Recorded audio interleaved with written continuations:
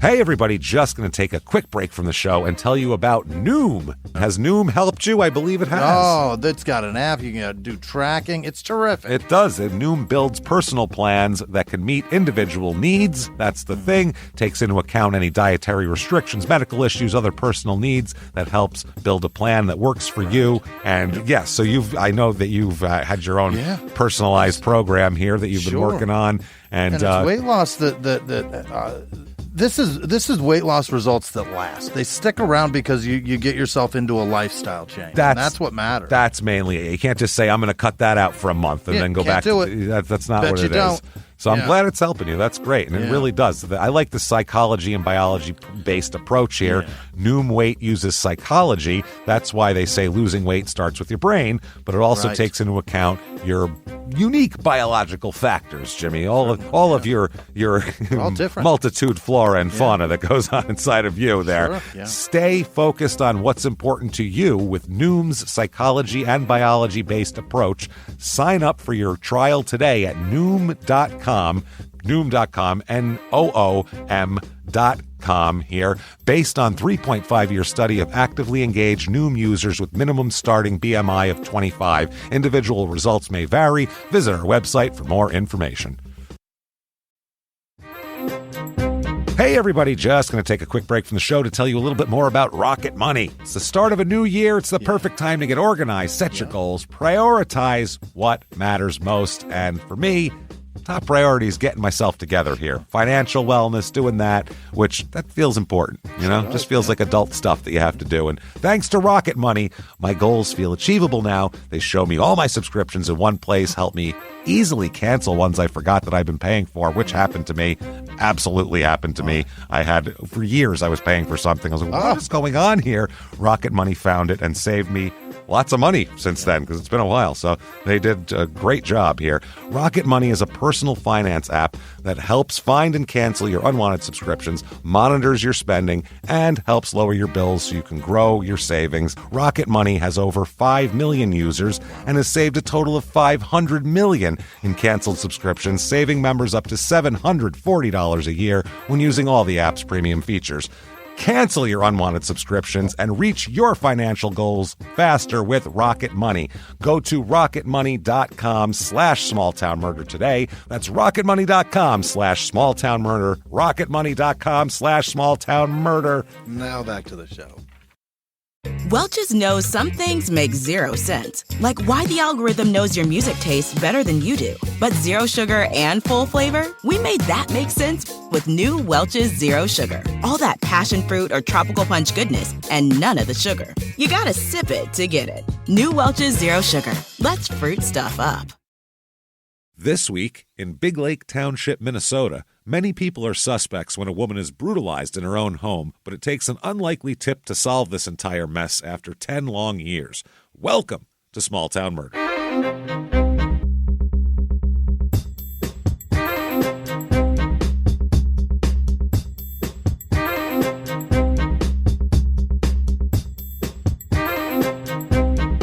Hello, everybody, and welcome back to Small Town Murder. Yay! Oh, yay indeed, Jimmy. Yay indeed. My name is James Pietragallo. I'm here with my co-host. I'm Jimmie Whisman. Thank you, folks, so much for joining us on an absolutely insane show this week. As usual, terrific. We have mayhem lined up for you and jokes to go with it. So it's wild stuff. Let's get after it. Quickly, before we get to that, shutupandgivememurder.com.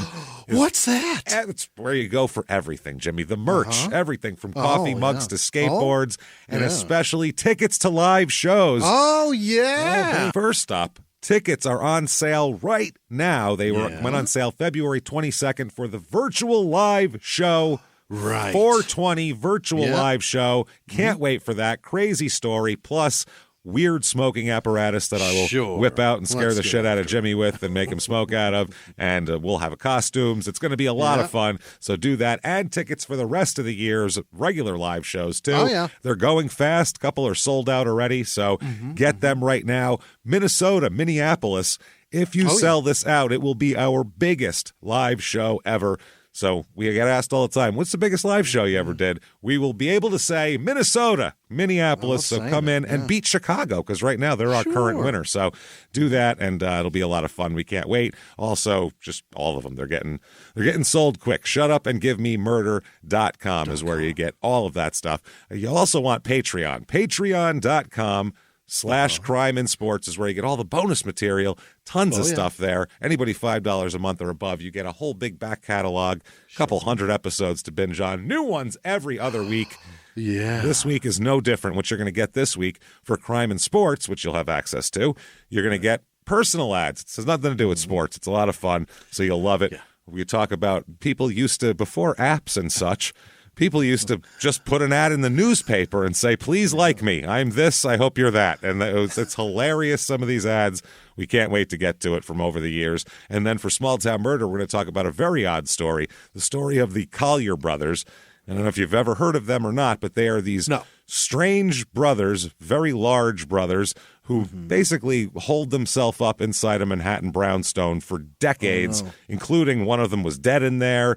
What? And when they finally had to take them out, they had to take walls out to remove them, and it was just a maze of newspapers and it was nuts what was going on inside this place. So we'll talk all about that. The Collier Brothers, Patreon.com/crime and sports, and you get a shout out at the end of the show. You too. bet. Jimmie's going to mess up your name. Sure. He absolutely will. Don't think he won't. My gift to you. That's our gift to you, is to get your name all screwed up. So do that. And that said, I think it's time for the disclaimer. Well, let's certainly do it. want that. Oh, by the way, listen to Your Stupid Opinions in Crime and Sports, our other two shows. Give them a run, They're goddamn hilarious. Shit, yeah. So, disclaimer, we're comedians. For sure. We can't help it. This is a comedy show. But at the same time, the comedy does not mean that the story isn't real. The story is, unfortunately, as real as it could possibly be. Wild. Nothing is embellished for comedic effect or any bullshit like that. We don't do any of that stuff here. And we know what else we don't do. We don't make fun of the victims or the victim's family. Why is that, James? Because we're assholes. Yeah, but we're not scumbags. That's how that goes. So if that sounds good to you, you're going to hear a wild story and some funny stuff. If you think that true crime and comedy should never, ever go together, I don't know, maybe turn it off or listen and be pleasantly surprised. Either way, no bitching later. That said, I think it's time, everybody, to sit back and say, let's all clear the lungs. I don't care what you're doing out there. I don't care what you're doing. You're dipping French fries from McDonald's. I want you to take the fry basket out, fling them all over the kitchen, arms to the sky, and let's all shout, "Shut up and give me murder." Let's do this, everybody. What do you say? Right. Let's go on a trip, shall we? Let's do that. Do it. We are going to Minnesota, everyone. Okay. Where we will be in September doing a live show. Right. And hopefully will be our biggest live show of all time. So it's a beautiful new venue. Yeah. It's nice. We can't wait. This is Big Lake Township, Minnesota. So when you say township, do people not say that part? Well, they do, because it's specific, because there's also a Big Lake, which is 6 minutes away. So rather than just be one town and pick something, they have two separate towns right next to each other, Big Lake and Big Lake Township, which... Stop it. You can't tell me that no confusion comes from that with people. I mean, fucking point of that. That's ridiculous. And it's supposed to be nice up there in Minnesota. Make some compromises and join together. Here's the thing about Minnesotans. They are thrilled to know where it is. Do you know what I mean? Like if you're in the know of where something is, they're really proud of that. They're happy. If I say meet me at Joe's and it's in Big Lake and there's one, you know which one I mean. They do. I'll see you there. Yeah, maybe. Who knows? Otherwise, unless you mean township and you left that off. And that's you'll know. And we're going to be two ships. If you know, you know. Tonight. Yeah. Goddamn Minnesota. God damn it. 50 minutes to Minneapolis. Yeah. So right there, about 40 minutes to Crystal, which was our last episode, which was the bloodiest present under the tree. I remember that was a pretty gross one there. The Christmas tree. That was a wild thing to discover in your living room. This is in Sherburne County, area code 763. Motto, and they do have a little motto here, a place to grow. It is. Plenty of room out here, so feel free. Get as big as you want, is what they're telling you. Yeah, get as big. You could be 7'5" out here. Plenty of room for you. We'll build you a big barn with high clearance. Don't sweat it. History of this place. It was organized in 1858, this town. Okay. Been around a while here. Now, the area delineated by Big Lake Township was first settled in 1848, and it was called Humboldt.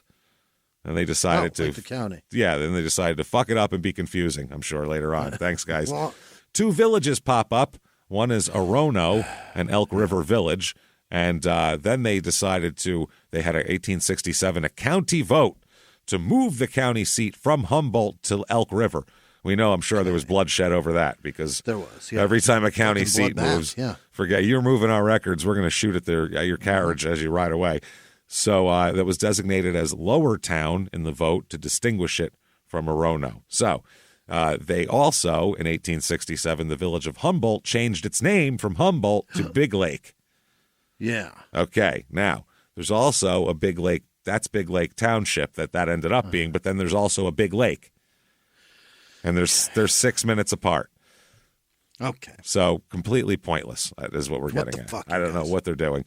Reviews of this town. Here we go. Let's find out what other people think because we've never been there. How are we supposed to know? Never been. No. Never been. Have no way of knowing. Here's 5 stars. Extremely safe neighborhood and caring residents. Safe and caring. Big Lake was recently named one of the safest cities in the state of Minnesota. Local law enforcement is on top of everything and work very well with forming relationships with the community. Properties in Big Lake Township are typically very secluded and private. Schools in the area are subpar, nothing too special. Oh, a little spread out. So it's a lot of land out here. Not a lot going on. 4 stars. Big Lake Township is really nice and quiet. You can easily connect with people here in this area. If you would like to just get some coffee, just go to Ember's Coffee, or even go on to our wonderful Quick Trip. Oh, they've got a QT there. No, Quick with a K. Those are the Midwest. Oh, it's that one. So go to Quick Trip. You can, if you want coffee, and you want to just sit down and have a nice cup of coffee. There's a gas station. There's Embers, but you could always go to our wonderful gas station. There's that too. Go to the place with the sticky floor. Yeah, do that. That's the best coffee. It's mocha's the special today. So. Or just own a Mr. Coffee and press start. Make it at home because it's the same shit you're getting at Quick Trip.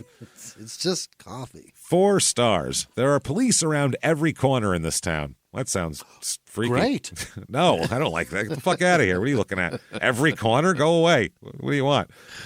Once in a while, have them pop up. I don't need them every corner. What is that about? I guess that means there's zero crime here. If the cops are on every corner. If there is any crime, the cops are really terrible at it because the worst. They're everywhere, and they're good at responding. Well, yeah, because they're 5 feet away, half a block away there. at most. At most, why'd you call? Yeah. He's right there. Just go out. Hello, just comes go from around tell the corner. You'll feel very safe all through this town. That's a guarantee.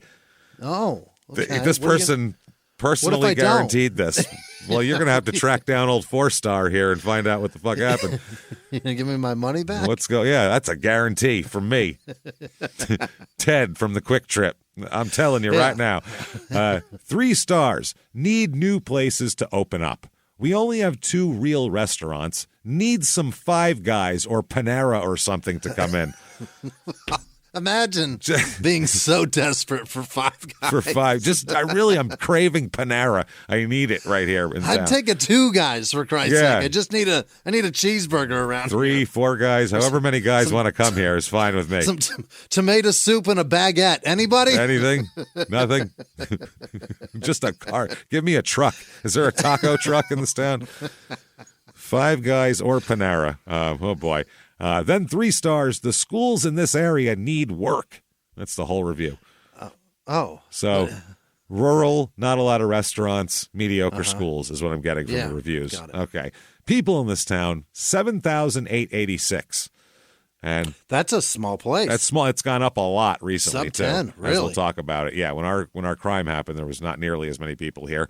The male, female, few more females than males, but kind of above average amount. Too, more than the spacing usually is. Median age is a couple years older than the national average, nothing crazy. 66% married here, though. That's high. Oh, yeah. It's usually 50-50 in the rest of the country. Very low divorce rate. 4.2% are divorced here, which is way below the average. So this is, you move here and you stay married, goddammit. There's not even a Five Guys, so if you...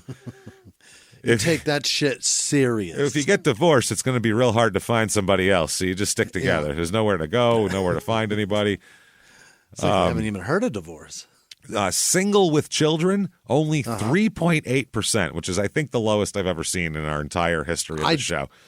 I can't even fathom how small that is. That's nobody. They don't get divorced. Yeah. They stick together. Race of this town, 96.9% white. So small town in Minnesota. Yeah. What do you want there? 0.1% black, 1.2% Asian, 0.6% Hispanic. White. Really? White. Yeah. Yeah. This is very much, this whole thing is like the cast of Coach, which was set in Minnesota. It's very, very white. Yeah, this is interesting. So religion in this town, lower than the national average, 50/50's national average. This is 39% religious. And Lutheran wins the day here. The most Lutherans. That's 2 weeks in a row where Lutheranship has taken the fucking prize. But it's also in the north like that. That's where it's at. Where they are. Yeah, where they are up there. And a few Catholics around, too. What there aren't any, 0.0, is Jewish people. Not at all. Oh, froze them out. Nothing happening there. In Sherburne County, last election, 32.5% of the people voted Democrat, 65.1% Republican, 2.4% Independent. Median household income here. Okay. National average is $69,021. Here it is $119,111 a year. Fucking throttling the country. They're doing very well here. What are they doing? Very well. And the cost of living is pretty close to average, too. That's the thing. Really? The only thing that's a little high is housing. Median home cost here, $448,300. Are they just exporting ice? What are they? Well, you're outside an hour to Minneapolis, so you're successful in Minneapolis. You have a big house out here on a lake. I guess. That's big what I assume. Money. Yeah, you have to be successful to buy a big property out here. I mean, $448,000. If you're making $119,000 a year, you could probably. It's not so bad. You can swing that, I guess. So maybe you can swing it, and if you can, go ahead and try it because we have for you the Big Lake Township, Minnesota Real Estate Report.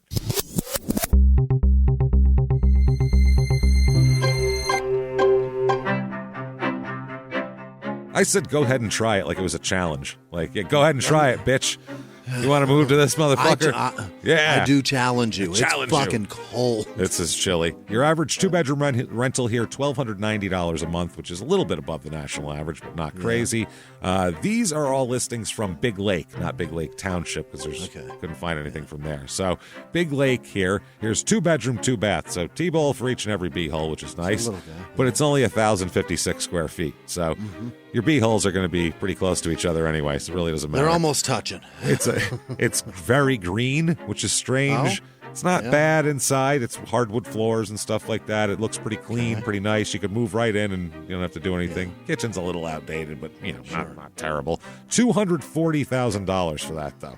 My Christ. That is high for what you're getting, too. It's a small lot. Enough. It's not like a lot of land or anything. Next up, 4-bedroom, 4-bath. That's T-bowl for all your B-holes there. Yeah. 3,466 square feet. Spread out room, 4.84 acres, too. Fucking yeah. It's nice. It's a big log cabin looking joint. It's nice. Okay. It's set well back from the road. Like the driveway set back kind of up a hill to this place. There is a sign. I don't know if this comes with it or not. You'd have to ask the agent. But on the porch, there's a sign that says porch, in case you were confused. In case you get lost. In case you weren't sure exactly where you were in the house. So I don't know. You can ask. I'm sure they'll throw it in for a couple extra bucks. Maybe that's what they're doing is unloading Alzheimer-y grandpa's house. Yeah. And they just labeled every room. Where are we? God damn it, Grandpa. I know you can't remember, but you can still read, right? Shit. $510,000 for that, though. Oh, so wow. It'll cost you. Then we have 5-bedroom, 4-bath, 3,390 square feet, 20.22 acres. Shit. It's a big, gray, newish-looking house. I don't know, just boring. Just a big, kind of boring, new big house. But the land is, I guess, the draw. Fuck here. Yeah, it is. $675,000 for that, though. But 20 acres. What? That's 20 acres of land. That sounds amazing. Yeah, you can't get anything close to that in Phoenix. You couldn't even get that 3,300 square foot house on a fucking tiny lot in Phoenix. No. So that is actually Not That's terrible. impressive. That's Yeah. impressive. Things to do here. Oh, boy. Right away, you got the Big Lake Spud Run. Oh, running for taters. Now, eh? are you running for that? That's just going to ask. This brings to mind what exactly are you running for potatoes? The first person to get somewhere gets more. Are you running with potatoes? Person that carries 40 pounds of potatoes the farthest wins. Are you running from potatoes? Are you running? That's what I mean. Are you running from potatoes? Are the potatoes the things running? Maybe you got to dress up like a big potato. I don't know. That's what I mean. This is very confusing. I need American Gladiators to shoot them from potato cannons. That would be great. At people dressed like potatoes. Fuck yes. And a big potato in a potato costume. sack. In a big potato costume with just their arms and legs sticking out, like the big drink on Reno 911. Because that's funny when you hit one of those. They fall down. They can't get up. That's fun. Like a mascot. Yeah, this is the Big Lake Spud Run is organized by a separate group of, they say, quote, a separate group of dedicated individuals and is not affiliated with the Big Lake Spud Fest. Don't you dare lump us in there with those fucking perverts, because what they do to potatoes, I don't even want to tell you. This came along after the Spud Fest. This was, I'm sure, well, listen, we're not with them, or the other way around. They're like, listen, they're trying to sue us, and we're just not. Or they're mad that these new Spud people have come along, and they're like, listen, trying to ride our coattails. We're the original.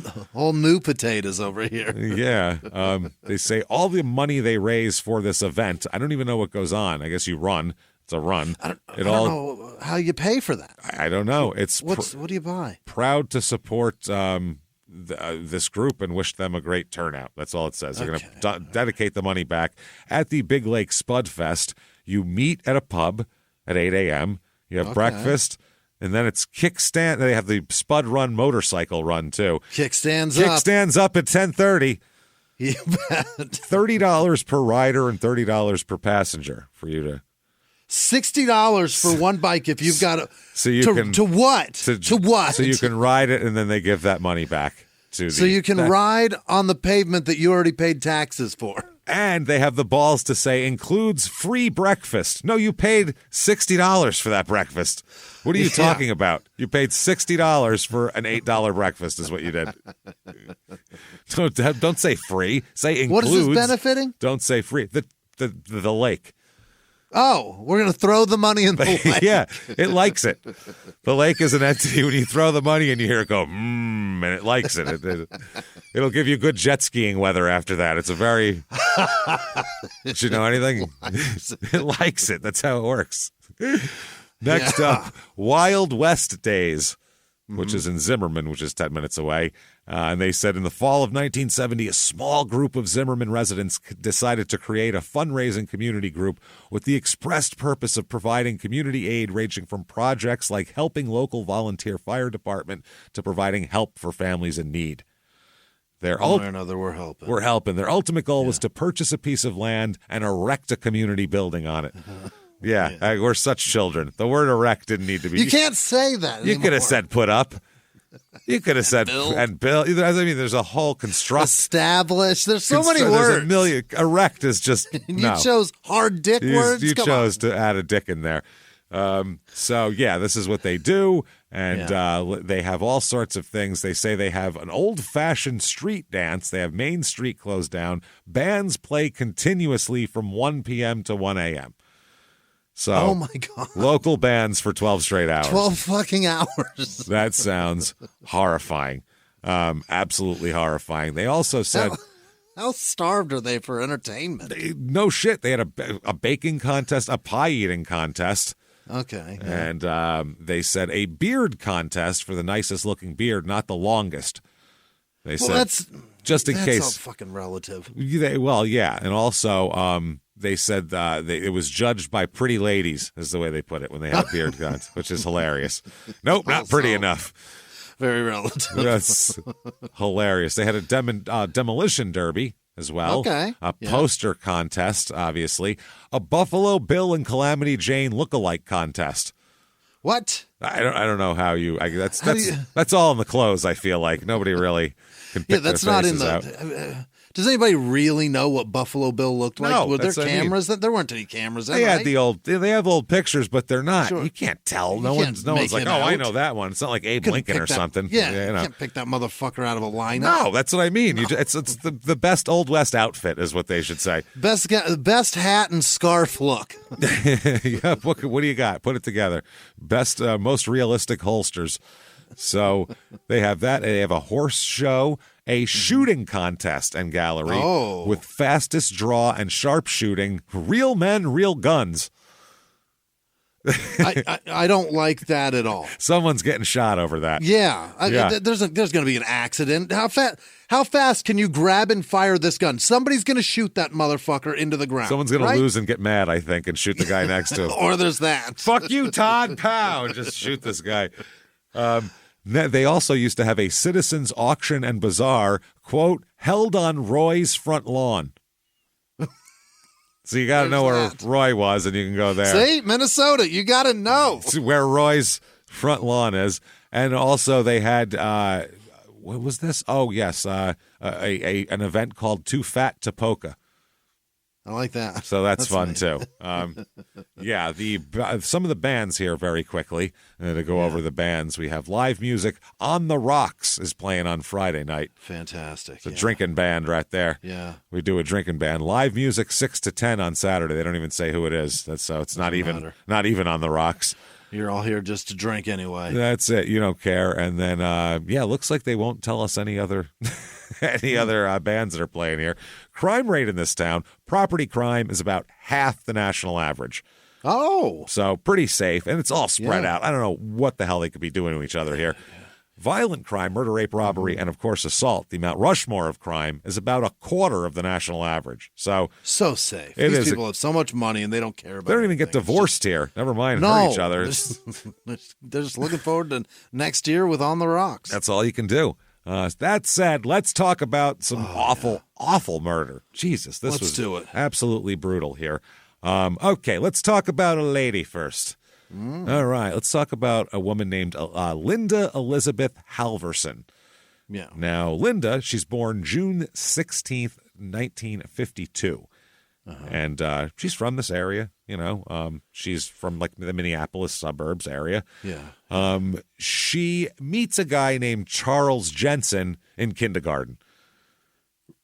Really? In kindergarten, they meet, and you go to kindergarten with people, and they know each other all through school, and they start hanging out. They're the same age. They went to kindergarten together, obviously. Yeah. They first got together though, and were in a relationship when they were both at one of their relatives' cabins near Spicer when they were about 12, and then they just stayed together. Okay. Not both of their relatives' places. I would hope not. No, that's not good. They're not related that I know of. Okay. All right. Yeah, no, they seem to be of separate gene pools to say the least of them anyway. Linda Elizabeth Halverson. That is a fascinating name. I don't think I've ever met anybody that has an L in all three of their names. And then her L keeps moving one position further in each name. Yeah, 1, 2, 3, Halverson. Yeah, that is wild. That's interesting. So she, so they're hooked up from 12. Okay, that's Charlie that's and Triple L, betrothed, right? Yeah, Charlie and Triple L hooked up from 12, and they stay together. Mm-hmm. And when they're, I guess, about 19, April 4th, 1971, they get married.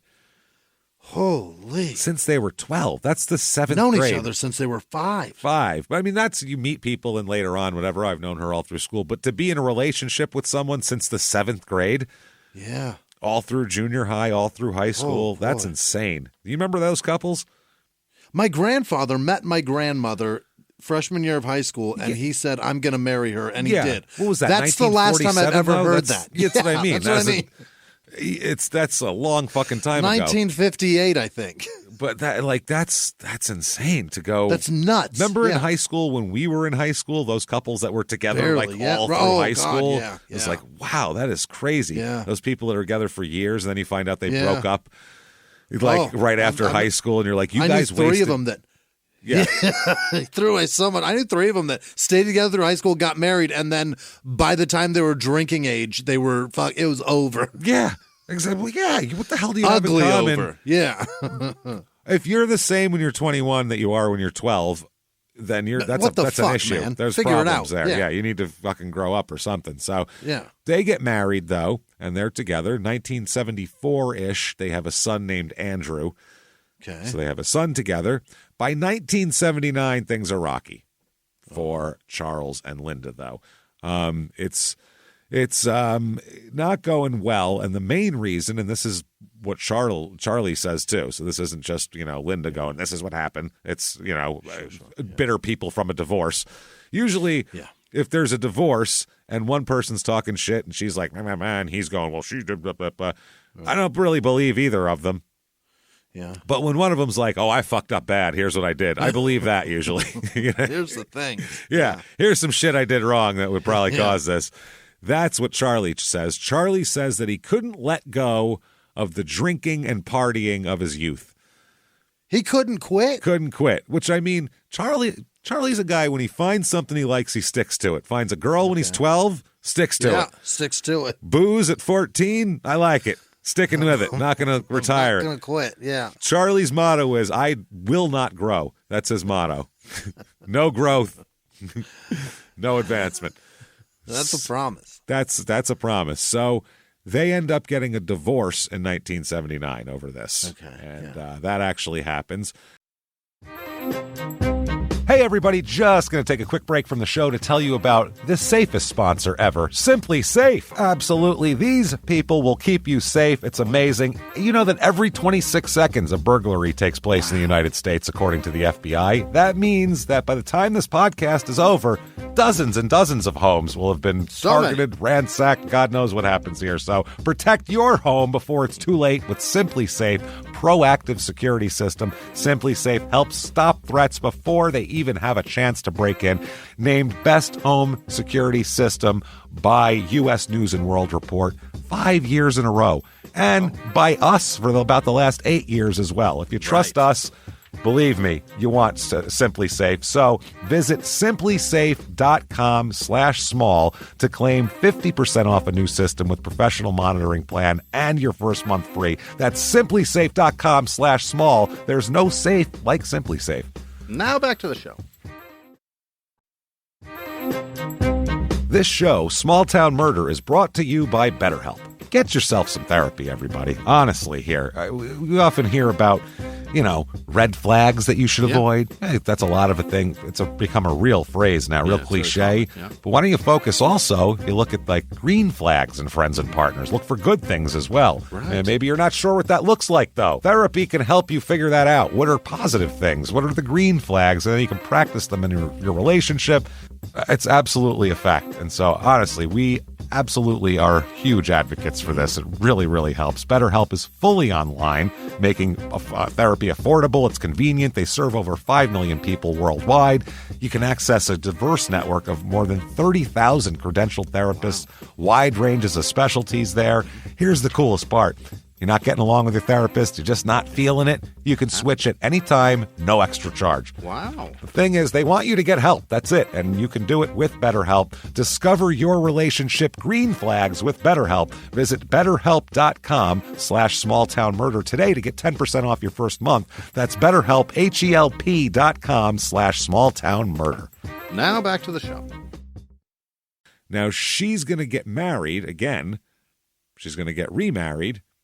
And ends up divorced pretty quickly, as we'll find out, because there's some issues. She says there's some abuse issues and stuff like that. The second one? The second one, she marries a guy named Robert Beard.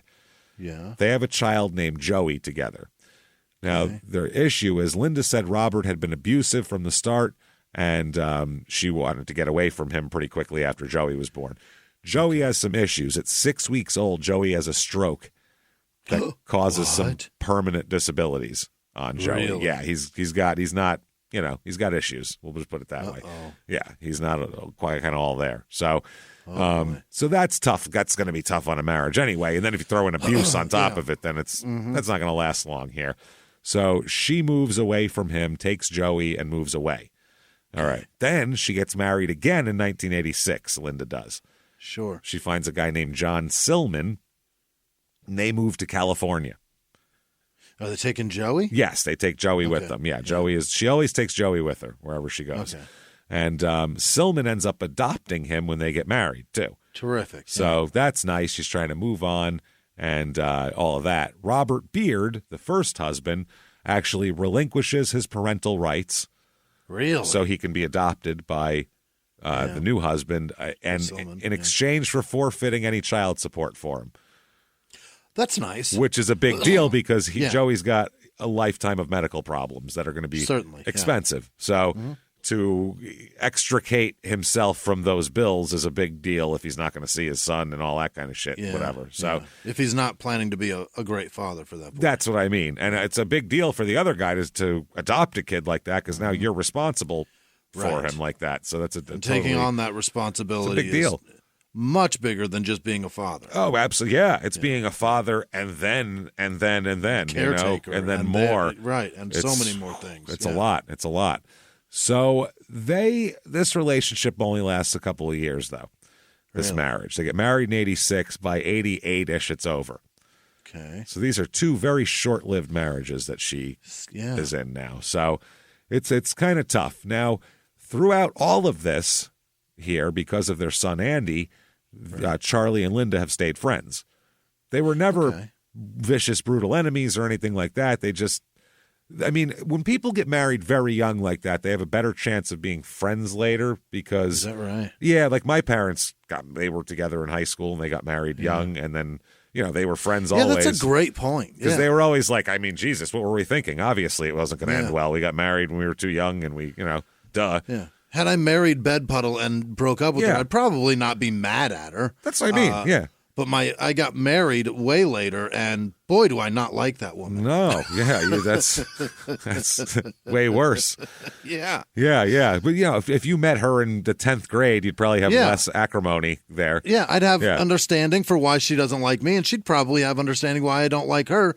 Based on the person we've grown into over the last fucking way too many formidable years. And if it was Bed Puddle, think about how many mattresses you'd have gone through in the intervening. Christ! I would have needed Casper to sponsor us this entire time. I was going to say when we first started, every we had 6 all those months, mattresses. please, can I get a new one? Whenever I'd get one, I'd have to ship it to your house. I got another mattress. Send them to Jimmy. Send all my mattresses to Jimmy's house. Remember when we had all those mattresses? At one point, we each had like 4 brand new mattresses at our houses, and we were like, I don't know what to do with these mattresses. I gave the last mattress away like last year to somebody because I was like, I don't need all these fucking mattresses. Need a queen? Got you covered. Don't move. They were like, what? My kids are like, I'll strip your bed. Why? No, I don't want another mattress. Another new another new mattress. We try a bunch of them. This one's not bad. I like the last one this better. One's different. Try it. Every 6 months they come at us with a new mattress sponsor. And without even asking us, just mattresses would show up at our houses. And we're like, okay, well, guess I got a mattress to deal with now. Calling my mom. Ma, you want another mattress? Oh, man, I was really trying to give those mattresses away. So, but they weren't bad. I'm not saying that. No, they're great mattresses. Just, but how many can you have in your house? Yeah. Unless I'm going to put it across my kitchen table and eat off of it, I don't really have much use for more mattresses. I mostly accidentally sleep on my couch, so I've only slept on that mattress like 7 times. That's the problem. So, mattresses aside, everybody's kind of, they still stay friends and everything like that. And, she is back in this area, and so is he. So is Charlie. So Charlie and Linda, in about 1989, they rekindle their romance. What? Yes, they get back together. After all that, they've been divorced for 10 years. But what about twice. What about Joey? He's there too. Yeah, but I mean, now he's got to relinquish his rights too. Oh yeah. No, that guy got divorced. It's a mess. Yeah. Jesus this Christ. Joey has gotten relinquished a couple of times now. He's the most relinquished boy in the Midwest. I'll say that much. So they do all this. They rekindle themselves. Yeah. And Charlie has been sober now. He works construction. He's been sober for a few years and turned his life around. And he's a more responsible guy who doesn't go out drinking every night. More of a family, ready to be a family man here. It's a good way to be. Linda told everybody that he was the man that she first fell in love with, or the boy she first fell in love with is more accurate. Yeah. He's the prepubescent child that I first fell in love with. The now that's much better. You can't say that when someone you got together. The in when need you're 12. of a babysitter boy that I fell in love with first. Yeah. That kid, you know him. The kid who was failing science class, I fell in love with first. The kid who didn't know his ABCs, for Christ's sake. No shit. So in 1990, Linda's pregnant again. Oh, my. Linda and Charlie are going to have their second, her third. Yeah, how old is Joey? Joey is, at that time, like 7. Okay. Yeah. Yeah? 6-ish, Right. 6 or 7, something like that. So fucking hell. Yeah, it's at least they're spaced. That's good. Yeah. That's helpful. But she had one with the other guy too? No. She had Joey with the first guy, and she Right. did not have a child with the third husband. No children from that marriage. All right. So they get married again on April 4th, 1991, the 20-year anniversary of their first marriage. They get married again. Yeah. She waddles down the aisle. She's 7 months pregnant, and they get married for a second time. Happy anniversary. Mazel tov to you. That's At least great. you won't forget what day we got married. Never. It's always April 4th. Never be confusing ever. Never. A couple months later, they have a daughter named Lisa. Yeah. So now they have Joey and Lisa here. By this time, Andy has moved out and does his thing because he's 18, 19. So he's not living with them at this point. Okay, he's doing his own business here. So, and Linda's 9-year-old son, Joey, is living with them at that point. Got it. So here, that's the crew: Lisa, Joey, Charlie, Linda. Yeah. And they're all in the same house here. And Charlie's a carpenter. Like I said, Andrew lives half hour away-ish, something like that. Okay. So it's very nice. They've been doing well since they got remarried. Linda has been working at home, quote, at the Home for the Retarded at Elk River. Fantastic. So that's where she's working. And in 1991, that was a thing? 1991, yeah. So she's helping out down there. And she's also a licensed dental hygienist. That was her work before this, and planned to return to work and do both, work with the kids and do the dental hygienist. Clean up some teeth. In the fall, because the kid's young. So she's trying to kind of, get it together and get her, Yeah. It's hard when you first have a baby. You want a few months buffer zone there. Police. That's the hardest. That's difficult. So February 24th, 1992. They have the baby here, who is 6-8 months old, something like that. And, they're going about their business. It's morning time. Charlie wakes up at 5:30 a.m., eats some breakfast, says he changed the baby's diaper. He grabbed some cereal, ate some breakfast, said he went in, kissed Linda goodbye, and she told him that she was going to stay home all day today. She wasn't going out, she said, because normally she's a big runner. She goes out running for miles and miles, but she's huge into physical fitness, and she's doing it extra because she's trying to lose weight after her pregnancy, too. Sure, yeah. Because, also she's like almost 40, so every time. Boy. Yeah, the later you have kids, the harder it is to get rid of that, just because the harder it is to lose weight the older you are. That shit just sticks around, man. The way it is. So, but she's been running every day and running a lot, but she had shin splints the last couple days pretty bad. So she was going to stay home today, she said, and rest her legs. They're sore. Okay. Yeah. She didn't want to didn't want to give a chance at just going to take a rest day here. So Charlie said, last thing I did before I left the house was I gave Linda a kiss and I said, see you tonight. Yep. So he said, then he left. He went to work and, he was doing construction. And he called his wife 3 times that morning, he said. Oh. And got no answer every time and left messages on the answering machine. Where are you? I'll call you back a little while. Got a break, taking a break. Where are you? He said, I was perplexed. Something had changed from the time I was talking to Linda that morning. She said she just wanted to be with Lisa and have the day at home. So now he's thinking, I guess maybe she got up and realized her legs felt pretty good. Maybe she's going out for a run, whatever. I don't know. So, but he never hears back from her. Okay. And she never answers his calls over the course of the day. So he's just does his job, keeps working. Yeah. He gets off work at about, a little after 4 p.m., a little before 4. He's home by 4:15. Wow. Yeah, that's quick. I mean, he left the house at I want to say 6:30 in the morning. So, he's been good. It's a long day. Yeah, you're off at 4 and you're home at 4:15. That's awesome. Yeah. I think he was 20 minutes away, something like that. So it was in Maplewood, which I know is a suburb of Minneapolis too. So it couldn't have been too far. So he returns home, long day of carpentry, which is it's hard work, Fuck yeah, it is. So he gets there and he can't find Linda anywhere. Doesn't see her. So he does hear Lisa crying, the baby. The baby's there. So he looks Lisa's in a playpen and wearing the same pajamas she had on that morning, and clearly has a dirty diaper, like pee down the legs and soaked through. Kid can't pee in a diaper all day long. It's eventually they won't hold it anymore. So big, and it won't hold it anymore. It'll give, I'm sure. So it's like when you put a kid in a pool, it'll eventually oversoak. And it's crazy. The stuff that's in those it's expands. like gelatinous. It gets so big, so huge. Yeah, you're like, oh god, it's crazy. Oh, look at this kid. Pick a kid up in the morning, and you're like, oh Jesus. So when they first wake up, Jesus, you had some peeing going on last night. Look at that thing on you, Beyonce. My goodness, puffy.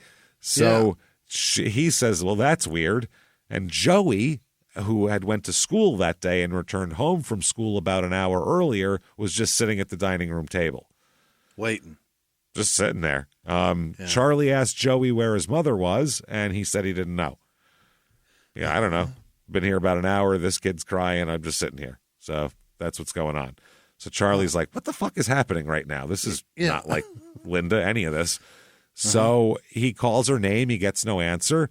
He looks into the bedroom and sees that there's no sheets on the mattress. The sheets have been stripped off the mattress, like someone's doing laundry. Okay. Yeah, all right. That's what you do. So he sees that, but that's all he sees. He goes, okay, maybe she's doing laundry. So he goes in, picks Lisa up because she's crying, the baby, and starts looking around the house for her, calling her Linda. He goes downstairs into the basement because he figures she's probably washing sheets. That's why there's no sheets on the bed. She's not down there, though, and the washer's not going. So he's like, all right, that's... Are the sheets down there? No.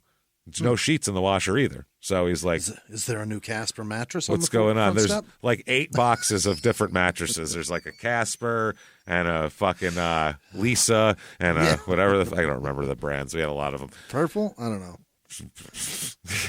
You're asking me. We got a bunch of them.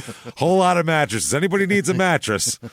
No, we finally got rid of them now. So, no sheets to be found. So he then takes the baby and he goes back upstairs, looks around, asks Joey, "You sure you didn't see your mom?" He's like, "I haven't seen her since I've been home. Don't know where she is." So he goes back into the bedroom at that point and looks a little closer. He just looked into the bedroom, saw the sheets. He takes Lisa back to the playpen, and then he walks into the bedroom, and he sees Linda on the floor on the other side of the bed. Okay. She's on the floor. She has no clothes on. Oh, no. She has a comforter over her.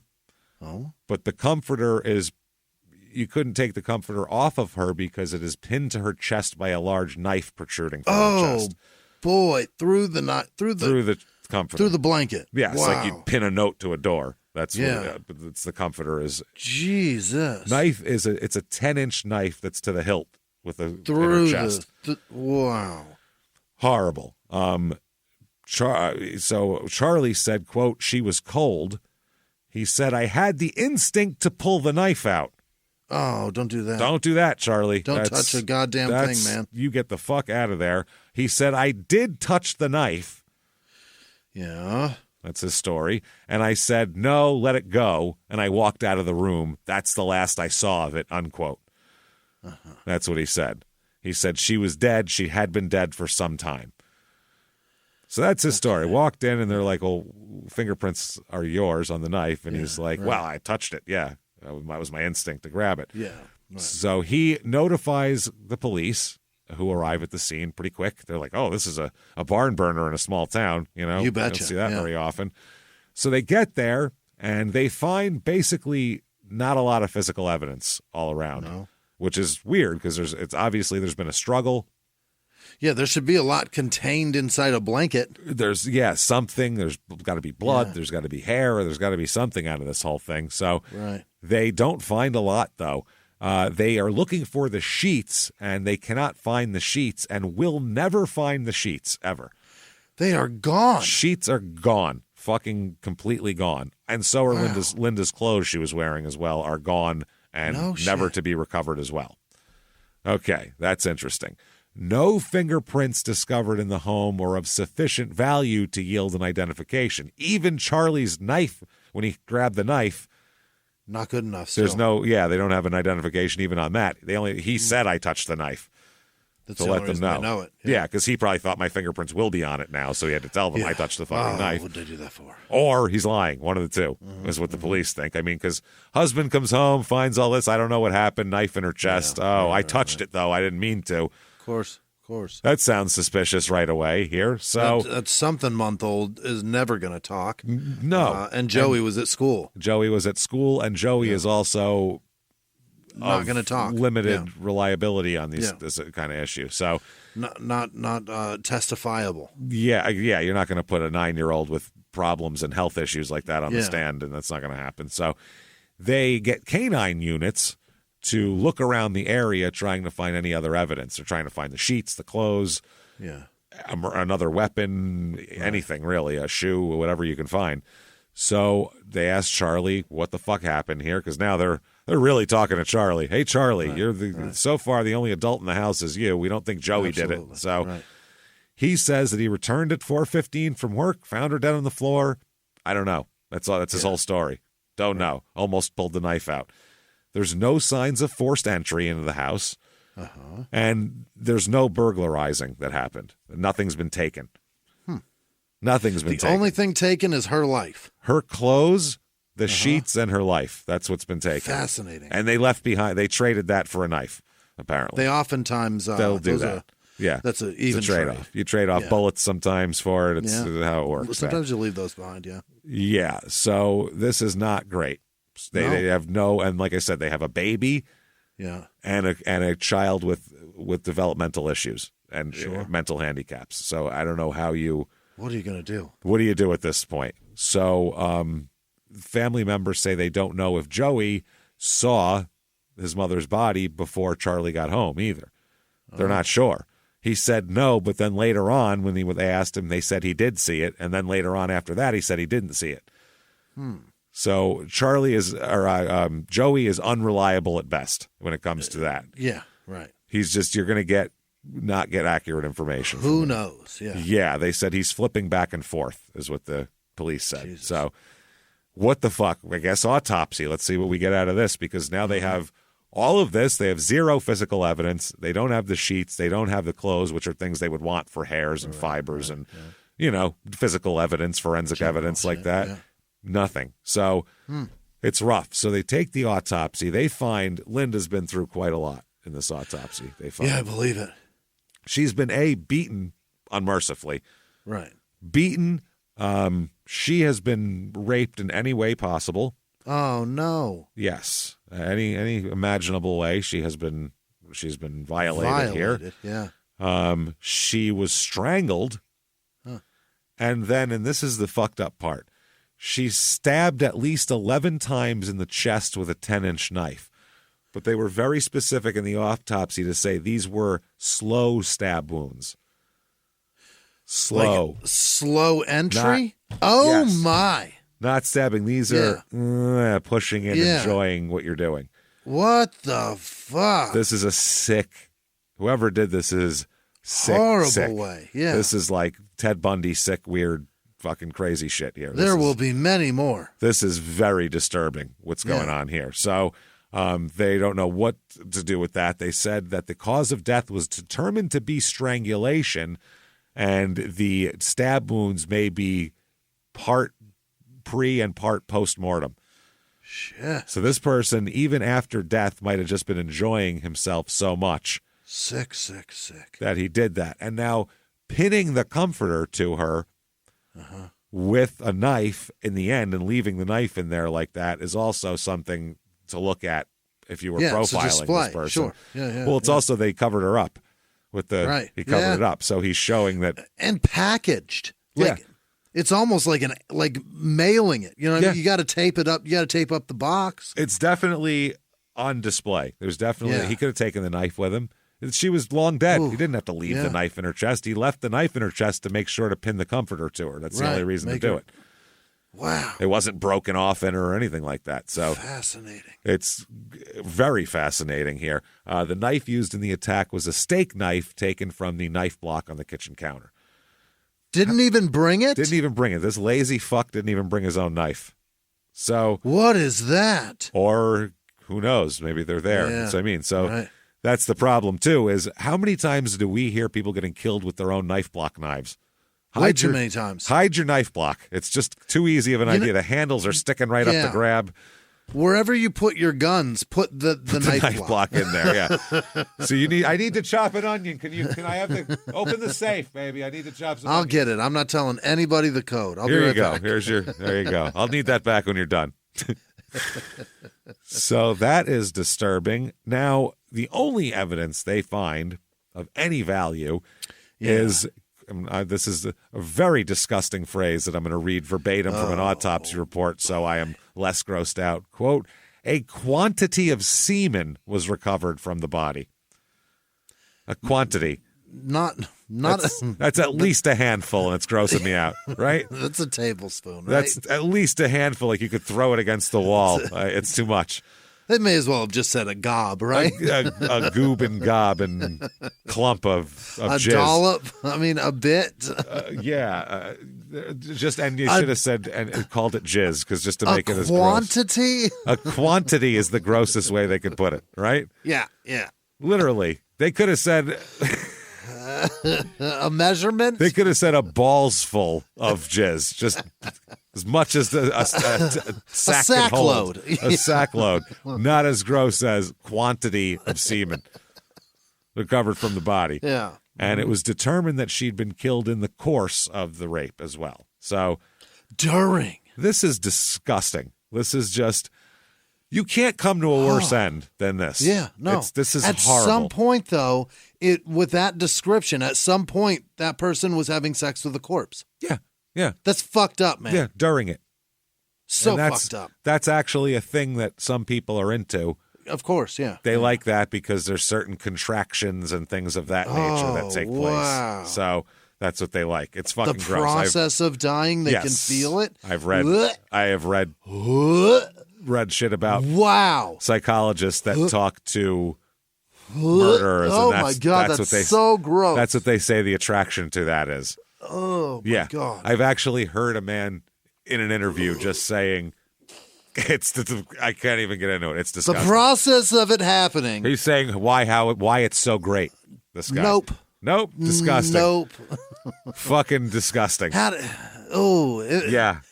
an interviewer, how do you not throw up on that man's lap? Well, you're a medical professional, I think, is the thing, is why. And the detectives have had these. It's gross, man. It's really fucking gross. This is a very disturbed person who would come into someone's house. I was going to say break in, but there's no forced entry, so we don't know how this person got in, and that's an issue that we're talking about. To come into this person's house with a baby present, mind you. Yeah. There's a baby in the house. When you hear a baby, doesn't that make you like, I don't know, doesn't it make your dick less hard right there? Unless it's your own, and at that point you're come on, just stay hard for this. Just shut the fuck up for 30 Give me 30 seconds, baby. Shut the fuck up. But if it's someone, with a baby and go in and beat this poor woman in her own fucking room, do what we said he did, and then leave quantities of semen and fucking stab her all these times, slowly putting the knife in the fucking, because you're into that shit and you're probably seeing the pain you're causing and enjoying it also, which is, this is a very disturbed person. Yeah, they better catch him 10 minutes ago. And then says, let me grab the clothes and the sheets and get the fuck out of here. Which obviously that's something with like reliving, right? Or like trophies. It's either because it's certainly not to control the situation, because you just left everything about you there already. But this is 1990. Doesn't know 1991, unaware. mind you. Unaware. So they don't know what the extent of DNA. And DNA was brand new at that point. Yeah. Like in mid-'80s, they started using it. But your average schmuck, unless they idea. read a lot about crime news, didn't know jack dick about DNA. But they know about fingerprints. They know about hair. Yeah. They know about things like that. So they take the clothes. They take that shit. And maybe they bled on something if they were stabbing like that. Who knows? So they take all of that. So what are the odds this is the first time this person's done this? 0, right? This is very... You can't.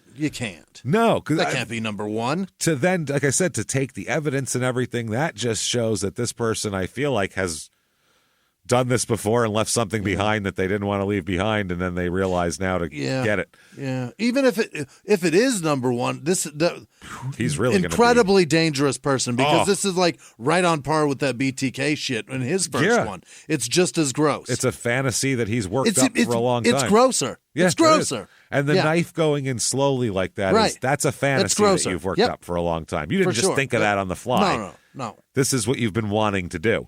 Yep. Or you've done it before and said, it wasn't as fun to do it fast. Maybe it'd be fun to do it slow and really be gross about it. And I don't know. It's fucking horrible, though. This is tying a bag around a child's head and then setting a chair nearby to watch. They don't think they don't think he did that now, actually, too. But it would have been horrible, The idea of that is fucked up. Fucking horrifying. And not saying he wouldn't do that. No. He would have done that and loved it, because the things he did were absolutely He maybe just didn't think about that. Yeah, exactly. He just said, no, that kid just died in there. I don't know. Yeah. Fuck him. Right. So they say that they think she was killed somewhere between 8 and 10 a.m.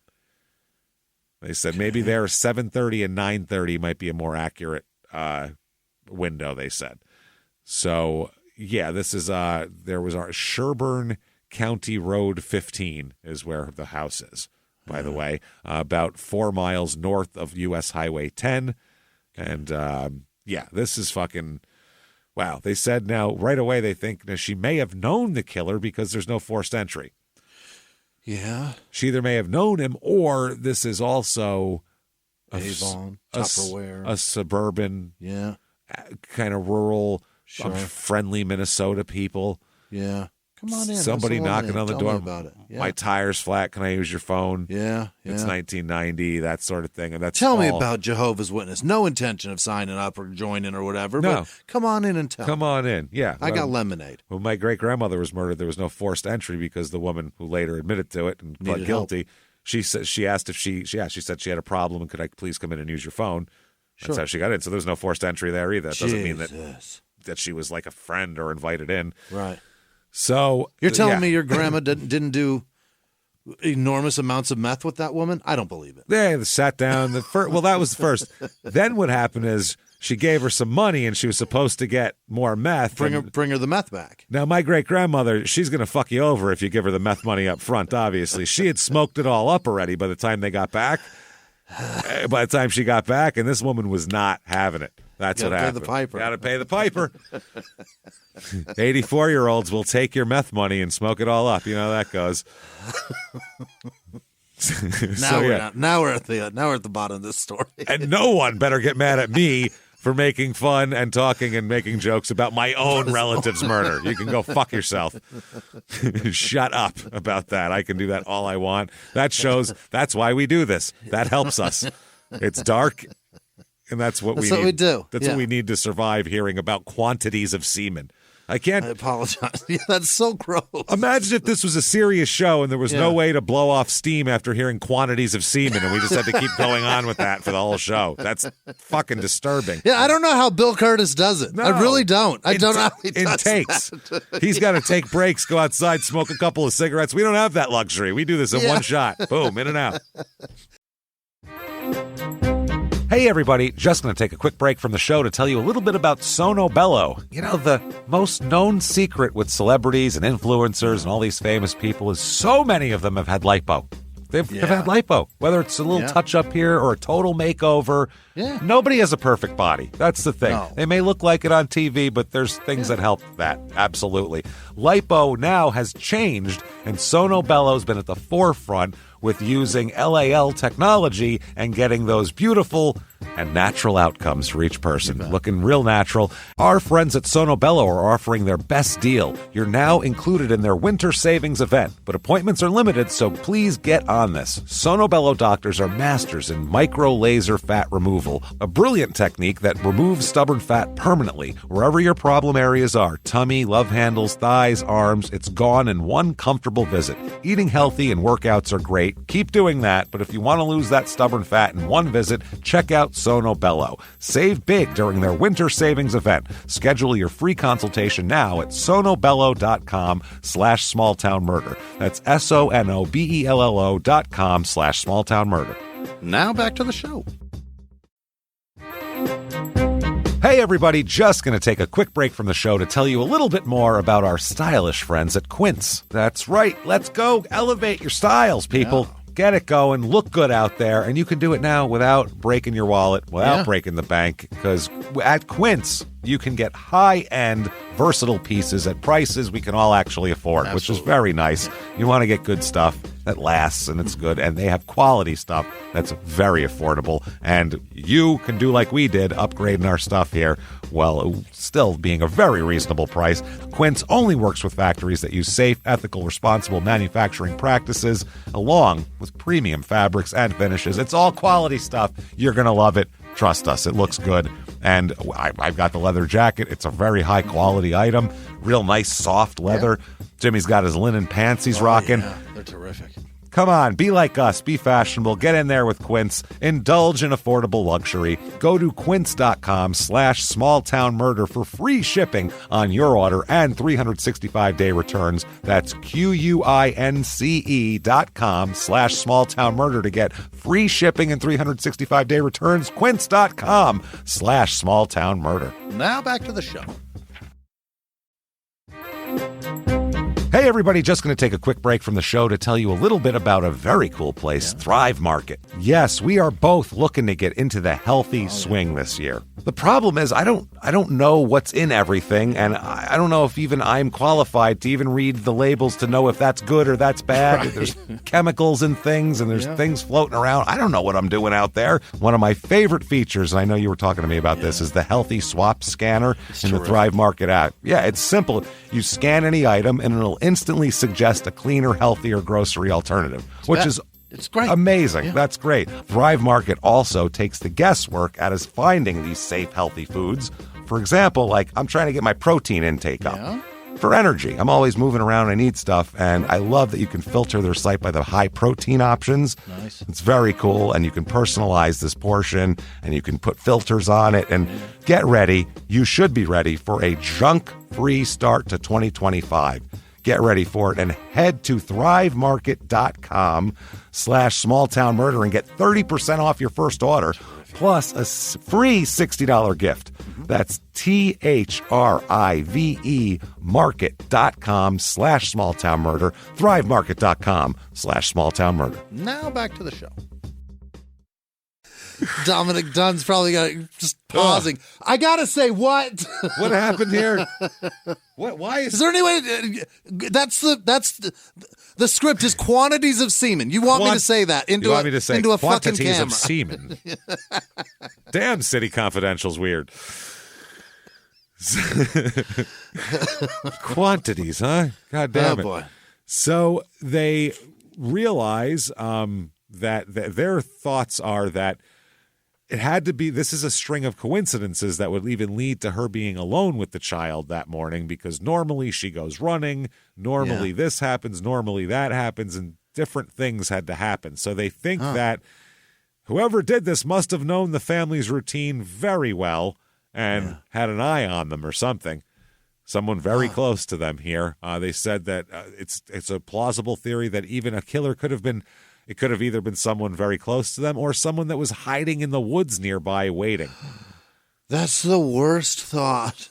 That's ever. The worst thought. It's also probably not true because what are you just going to sit outside everybody's house in the woods and then you know exactly who's in there? Well, you'd still have to know the family and their routines and who's around, and what if, he left, I can go in there now. And now her, fucking middleweight boxer champion brother is home instead. And he's in there and he just woke up. He's like home here on vacation and he beats the living shit out of you. How's that going to work?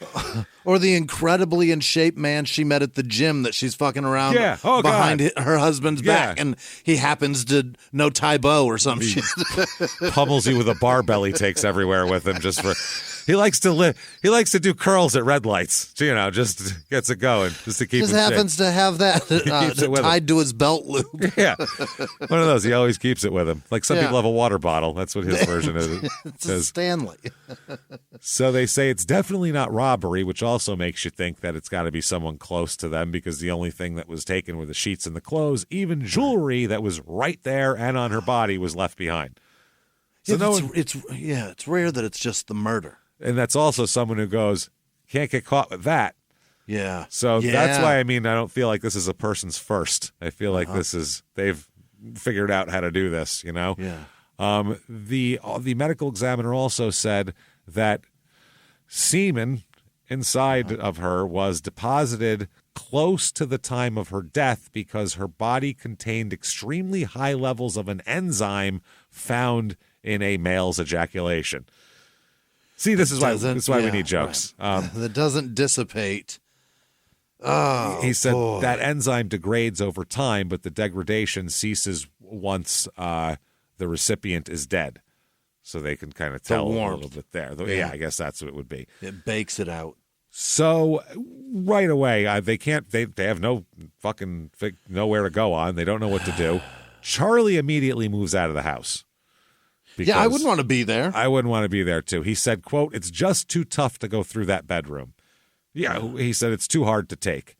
And he said, we're sad and we're sorry and we miss her. We get angry when we think about somebody coming in and doing it. I go through 1,000 different scenarios during every day of what happened. Now, her sister, who is at this time...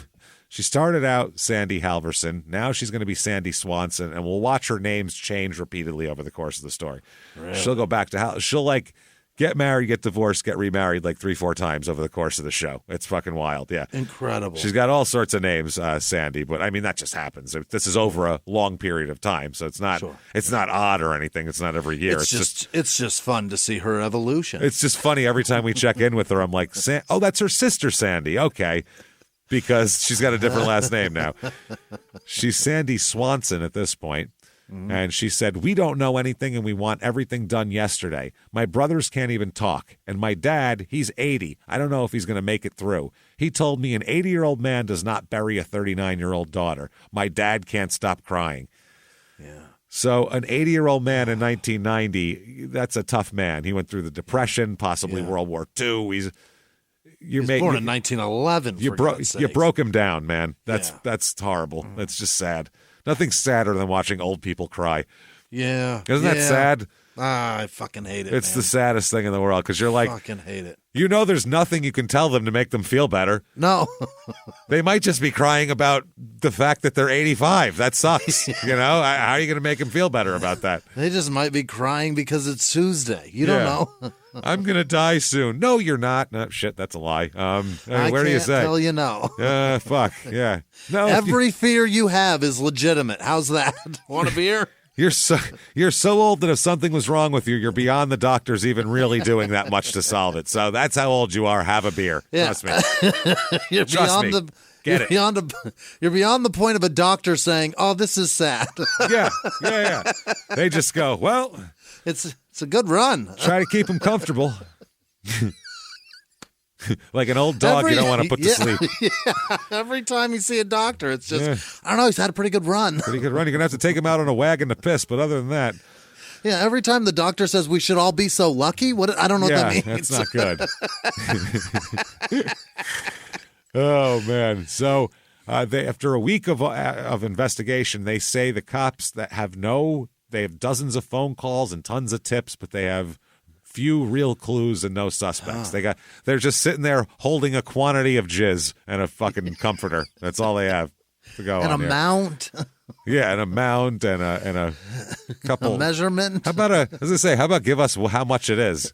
Yeah, I need to know. 0.31 ounces of semen. Okay, how many milliliters? That's fine. I can deal with that more than a quantity because that could be any amount. Oh God, that could be so much. Yeah, I'm picturing it coming out of a can like Ready Whip, just everywhere. It could be like a soft serve cone full. A Cool Whip tub full of it.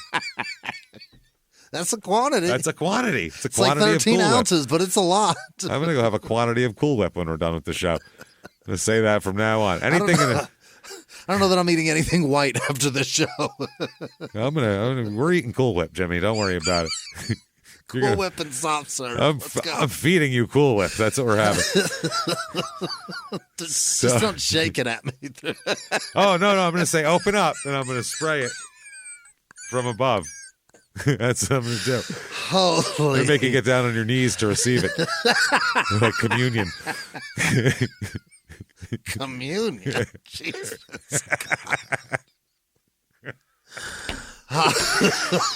So, who do they have suspects? No. I'd love to know. They have some people. First of all, their initial investigation here is mainly focused on Charles, number one. Yeah. Charlie, A, he touched the knife. B, he's a husband. He's the husband. He knows she's going to be alone that day. He knows the routine. He wouldn't have to break into the fucking house. Right. But the problem is, why would you take sheets and clothes if you're the husband? And where the fuck are they? And why would you get rid of them? No matter what, your hairs and everything are all over the house. You live there. Right. So what are you going to, I don't want anyone to know I was in my bedroom. Like that doesn't make any sense. It wouldn't be questionable for those items to be in the home. Yeah. Blood of yours could be there. Yeah. I mean, there's a lot. So it doesn't make sense why the husband would do that other than to throw off the scent. Maybe that's all they could think. And they're also looking at Andrew, the son, as well.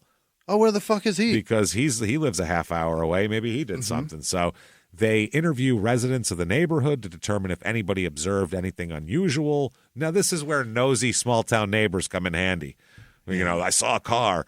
And the police are now saying somewhere between 7:30 and 11:30 a.m., possibly, because of information provided by a woman who told investigators she saw a white man with shaggy hair and a beard leave the Jensen property at about 11:30 that morning. Okay. That seems interesting. Seems like somebody you'd want to talk to. They described the man as a short, unkempt man about 40 years old who drove a 1970s model copper-colored pickup truck with not a lot of chrome on it, no real chrome trim, and a flat bumper that was painted silver. Huh. So a very specific vehicle description. Seems like that's certainly a truck. Anybody sees that truck, it'd be easy to pick out of a lineup. Yeah. So, and the man too, shaggy hair, scraggly beard, skinny, 40, short, unkempt. Boy, she got a solid look at this guy and his truck. That's just staring out the blinds, is what that is. No It's chrome. She knew like so much about it. She's like, "Where's the trim on this?" Now the '74 model that came with trim around the mirrors, right? Okay. Yeah, that sounds like that's probably a Chevy. No, the Chevy's got the badges. It's probably that Ford. He customized it. Rear lights look like is a that Dodge. A flat though. bumper? Rear lights look like a Dodge. Am I crazy? You seeing this? That Chevy's got that rounded on the edges, so it's not that. So, they said that, there's that. So they definitely love to talk to that guy because he was, a stranger at the crime scene during the window of murder. So the sheriff, the Sherburne County Sheriff, Dick Witchen. It's old Dick Witchen. Right? I'm going to witch you with my dick. Dick Witchen. It's going out. Dick, I think that's how you'd say it. It might be Whitson. Wittschen. Witchen? That is witchin'. It's witchin', right? I tried to find every other way to say it. That's as witchin' as it gets, man. That's bitchin' and witchin' right there. So Sheriff Dick Witchin'. Like Ditch Witch? Like he is a Dick Witchin'. He'll put a spell on you with his dick, is what it sounds like. You Dick Witchin' some bitch. That's someone who They got have your witching wife sticks that you can find shit. Divining rods. Yeah. That's what he's doing with his dick. Is he can find out the flow. Hold on. Bring in Dick Witching. He's so good at it, they made him sheriff. His dick's a divining rod. It's a divine. He finds water and murderers. That's what it finds. So they said that investigators have received dozens of calls and people who say they know someone who looks like the scraggly guy. But the sheriff said, quote, not too many, check out. They get a tip a week into this. Sure. There's a man saying he's a federal agent told Minneapolis police he knew of the suspect's whereabouts on a federal level. So somebody that was on the federal radar, and he knows. This tip turns out to be a hoax, and that man's arrested for this, for filing a false report. He posed as a federal agent. You can't do that. He said, hey, I got it under control. Federal agent, I know where he is. We'll take care of it. Lock that motherfucker up for so long. He absolutely got locked up. So Dick Witchin said, so far, we're still hashing everything out. We're just doing the old gumshoe, and the old, by the way, not old, the old gumshoe, and trying to find out where and what and how and what for.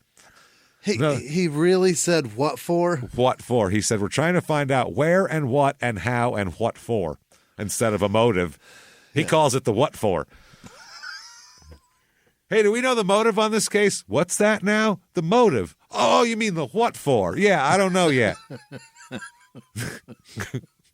He's the sheriff of the county, mind you. Whole county. What for? Whole county, when anything happens, he's the guy in charge of everyone, this man. Find the what for. Old Dick Witchin. Figuring out the what for. The what for. Oh, boy. So the witness got a sketch of this person. Yeah. No one in the area recognized the sketch of the mysterious, scraggly man, unkempt man. But several people did report seeing the pickup truck around town that morning, and then not after that. But no one knew who it belonged to. Other people have seen the copper truck. That truck around, because it stands out, like we said. So people are like, I remember seeing that truck when they read the description of that, but they don't recognize the guy because they didn't really see him. They just saw the truck. Yeah. So they're saying maybe this is a guy who drove through and then he's gone now, because it's only that day people remembered seeing him. So the detectives bring the sketch all around the area to see if it's maybe somebody from an outlying place. It's widely publicized, but no one can ever identify the guy. Really? No one ever identifies him. So now they start thinking that detectives believe that the killer is from outside the community. Now they're thinking this isn't somebody. This isn't this isn't a neighbor or the drifter in the weird truck that lives on the edge of town, or her husband or her son. This has to be someone from outside the community. Because how could this beautiful, lovely little community make a murderer? That doesn't happen out here. Right. This is a man from fucking Green Bay. That's what it is. That's goddamn Minneapolis. Jesus, the streets there are not safe for human inhabitation. Fucking St. Paul. I'm telling you, that's how they think, though. And we've seen this a lot where they think it can't be someone from inside. It's got to be somebody from the city. Yeah, that's almost a joke. It's almost a cliche in a murder type movie or a multi-part thing. It's like, well, that's the cliche, is it can't be somebody from here. And so they start looking at Linda's life to see who the fuck she might have known and where and how this could happen. First of all, there's Charlie. Let's get through Charlie here. Yeah. Police say Charlie left home about 6:20 for work, a.m. The work was in Maplewood. Joey left for school about an hour later. So we know she was alive during that point. That's why 7:30 is the kind of the cutoff. Her sister says as I said, how was their marriage? They were divorced and then remarried. So obviously they had problems before, have these problems pop back up again. Right. Is it an ongoing issue? Yeah. Charlie likes to do his drinking, we hear. So maybe Charlie got back into drinking and maybe she didn't like it, and they have a daughter and there's a lot of pressure. What time of year is it? Is this ice fishing time? This is no. This is when did I say this April? was? April. Yeah, it's April. It is April, huh? No. That's when they got married.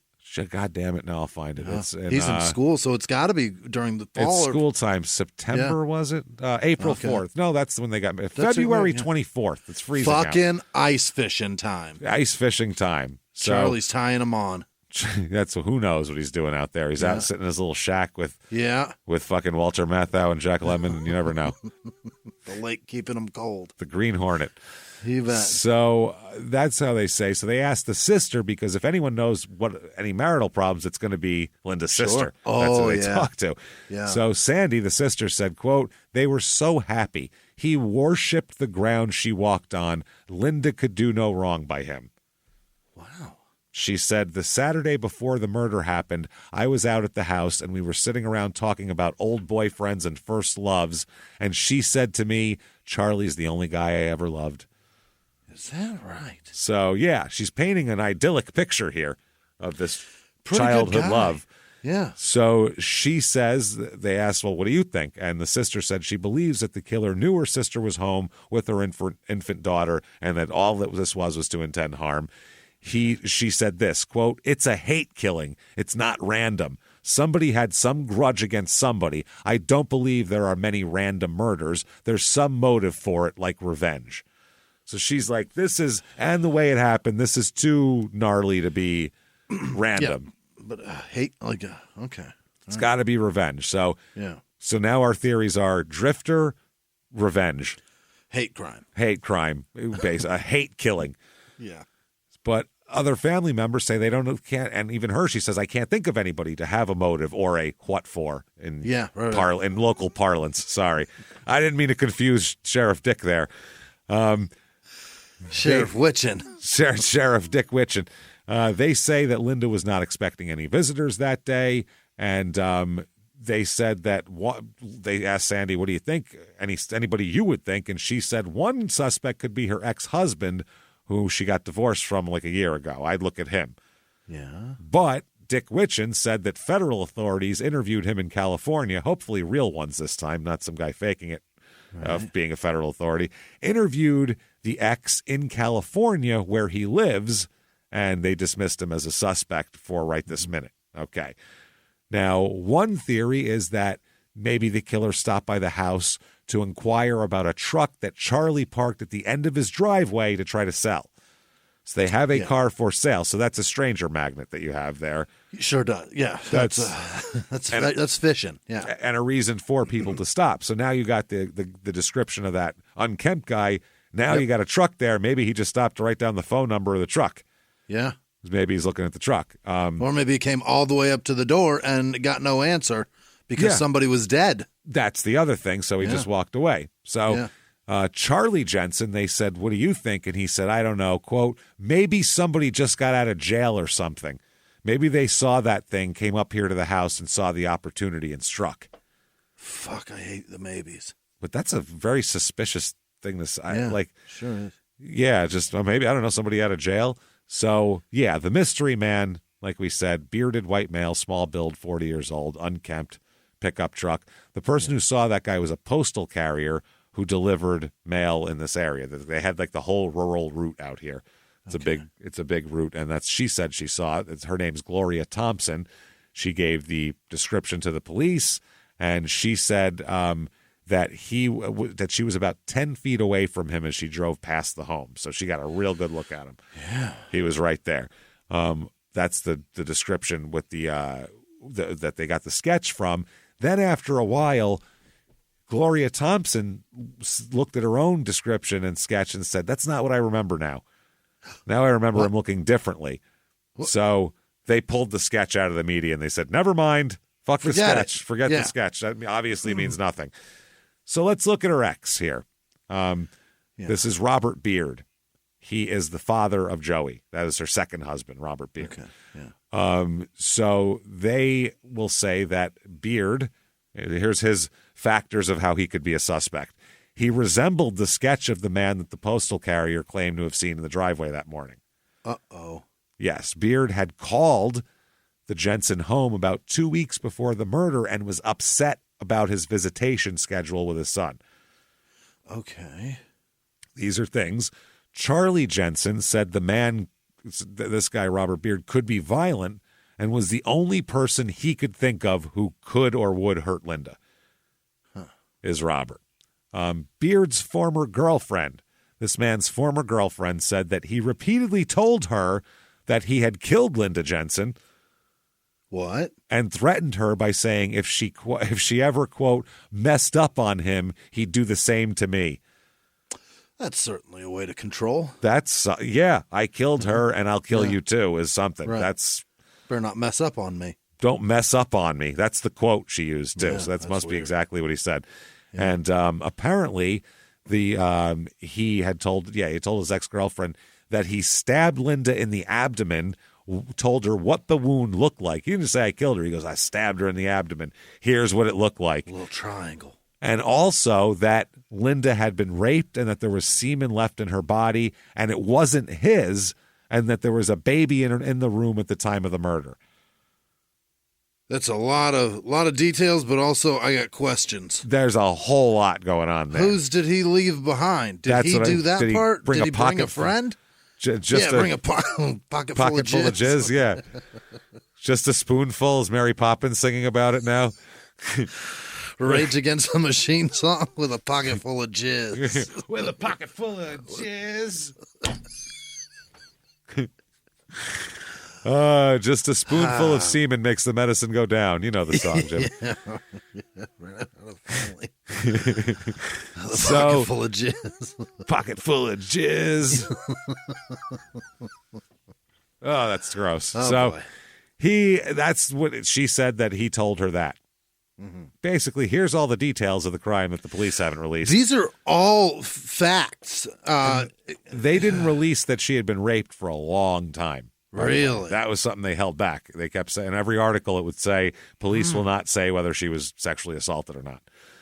So wow, did he say a lot of things? Yeah, he said a lot, according to her. So now there's another suspect that they want to look at, is a guy named Richard Christie, another dick. Really? Richard Christie. He's a man that Linda had met at the gym where she works out. Okay. He also was identified as resembling the postal carrier sketch. He was considered an early suspect by police. An acquaintance told police that a third person, so this is like double hearsay, but a third person told him in a series of conversations many incriminating things that this man had done. All right, and said. The acquaintance said that this man had been at a home on when he believed to be the day of Linda Jensen's murder.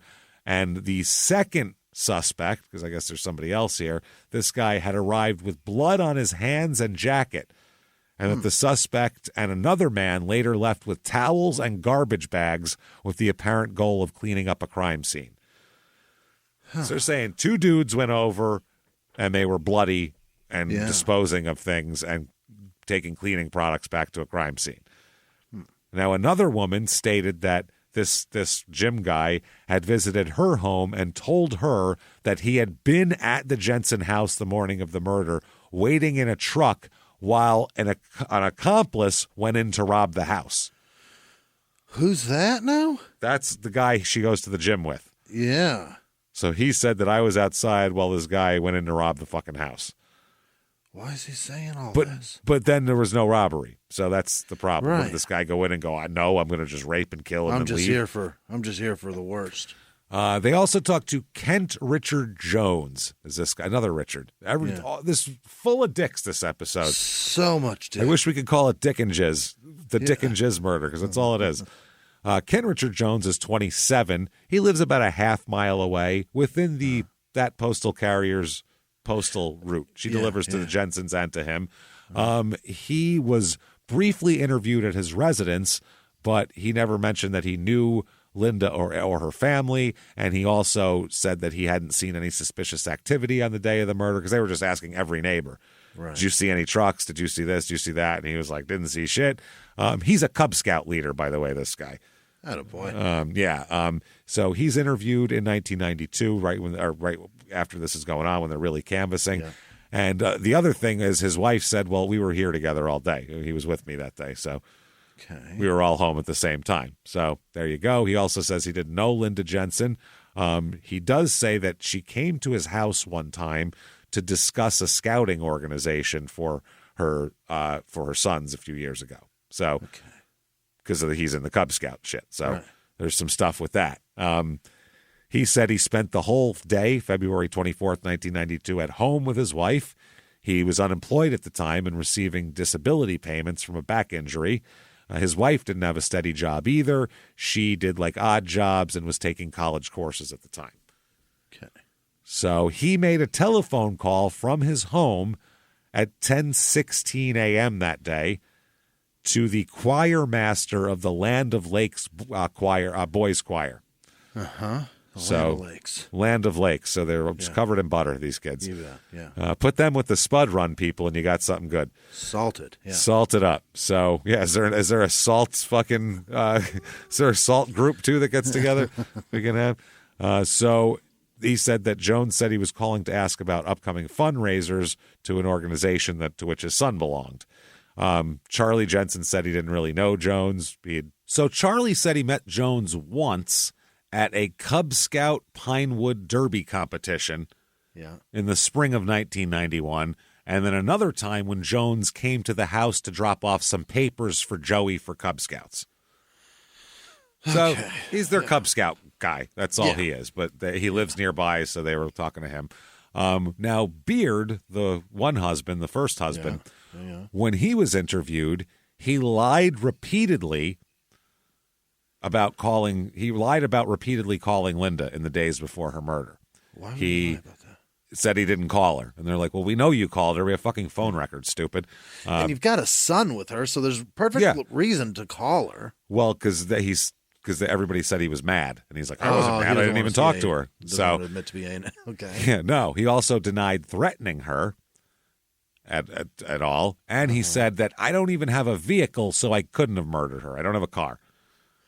Okay, well, that's never stopped some people. I was going to say, a lot of people don't have a car. You could steal a car. You could borrow a car. You could tons of ways to get transportation. Buses exist, all over the place. It's rural, so you need a car, but still. She's not on a bus route or anything, but still, it's ridiculous.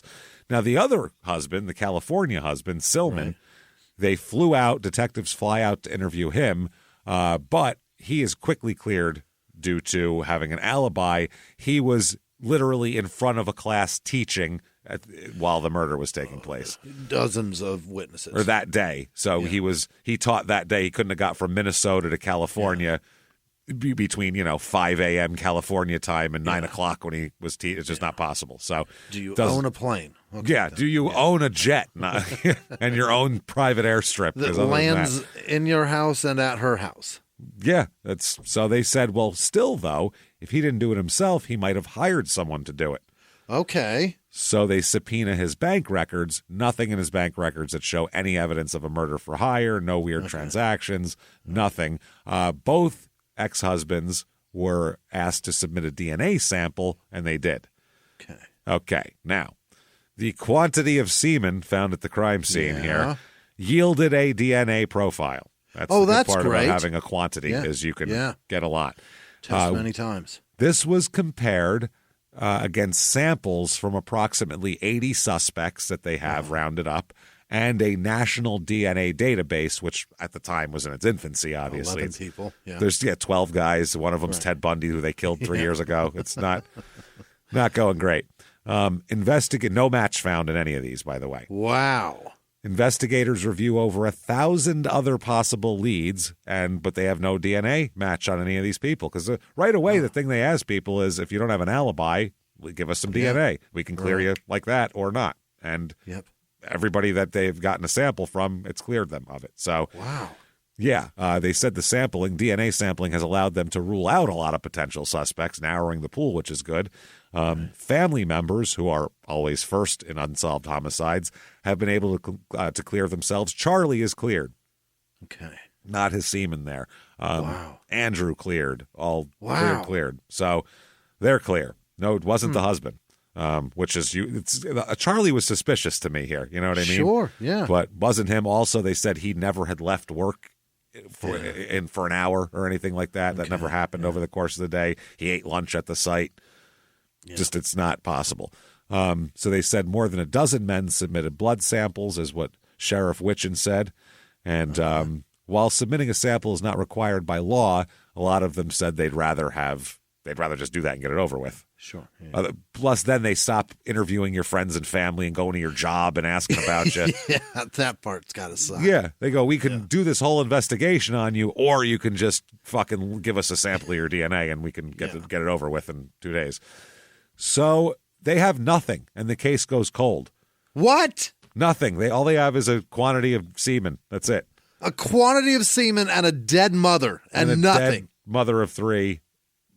Oh, and my a God. crying baby with a soiled diaper. This is fucking horrible. So a year goes by, year and some change. We get to 93. That's the hardest year that Charlie's ever done. Yeah, can you imagine that shit? And people Oh, my God. Even though he's cleared himself, the whispers are still, there's always All of going to be that whispers. shit, all the rumors, brand And you new have to- baby, Yes, you a have to child that raise has the baby. issues. Yeah, this is fucked up. You're raising all of this.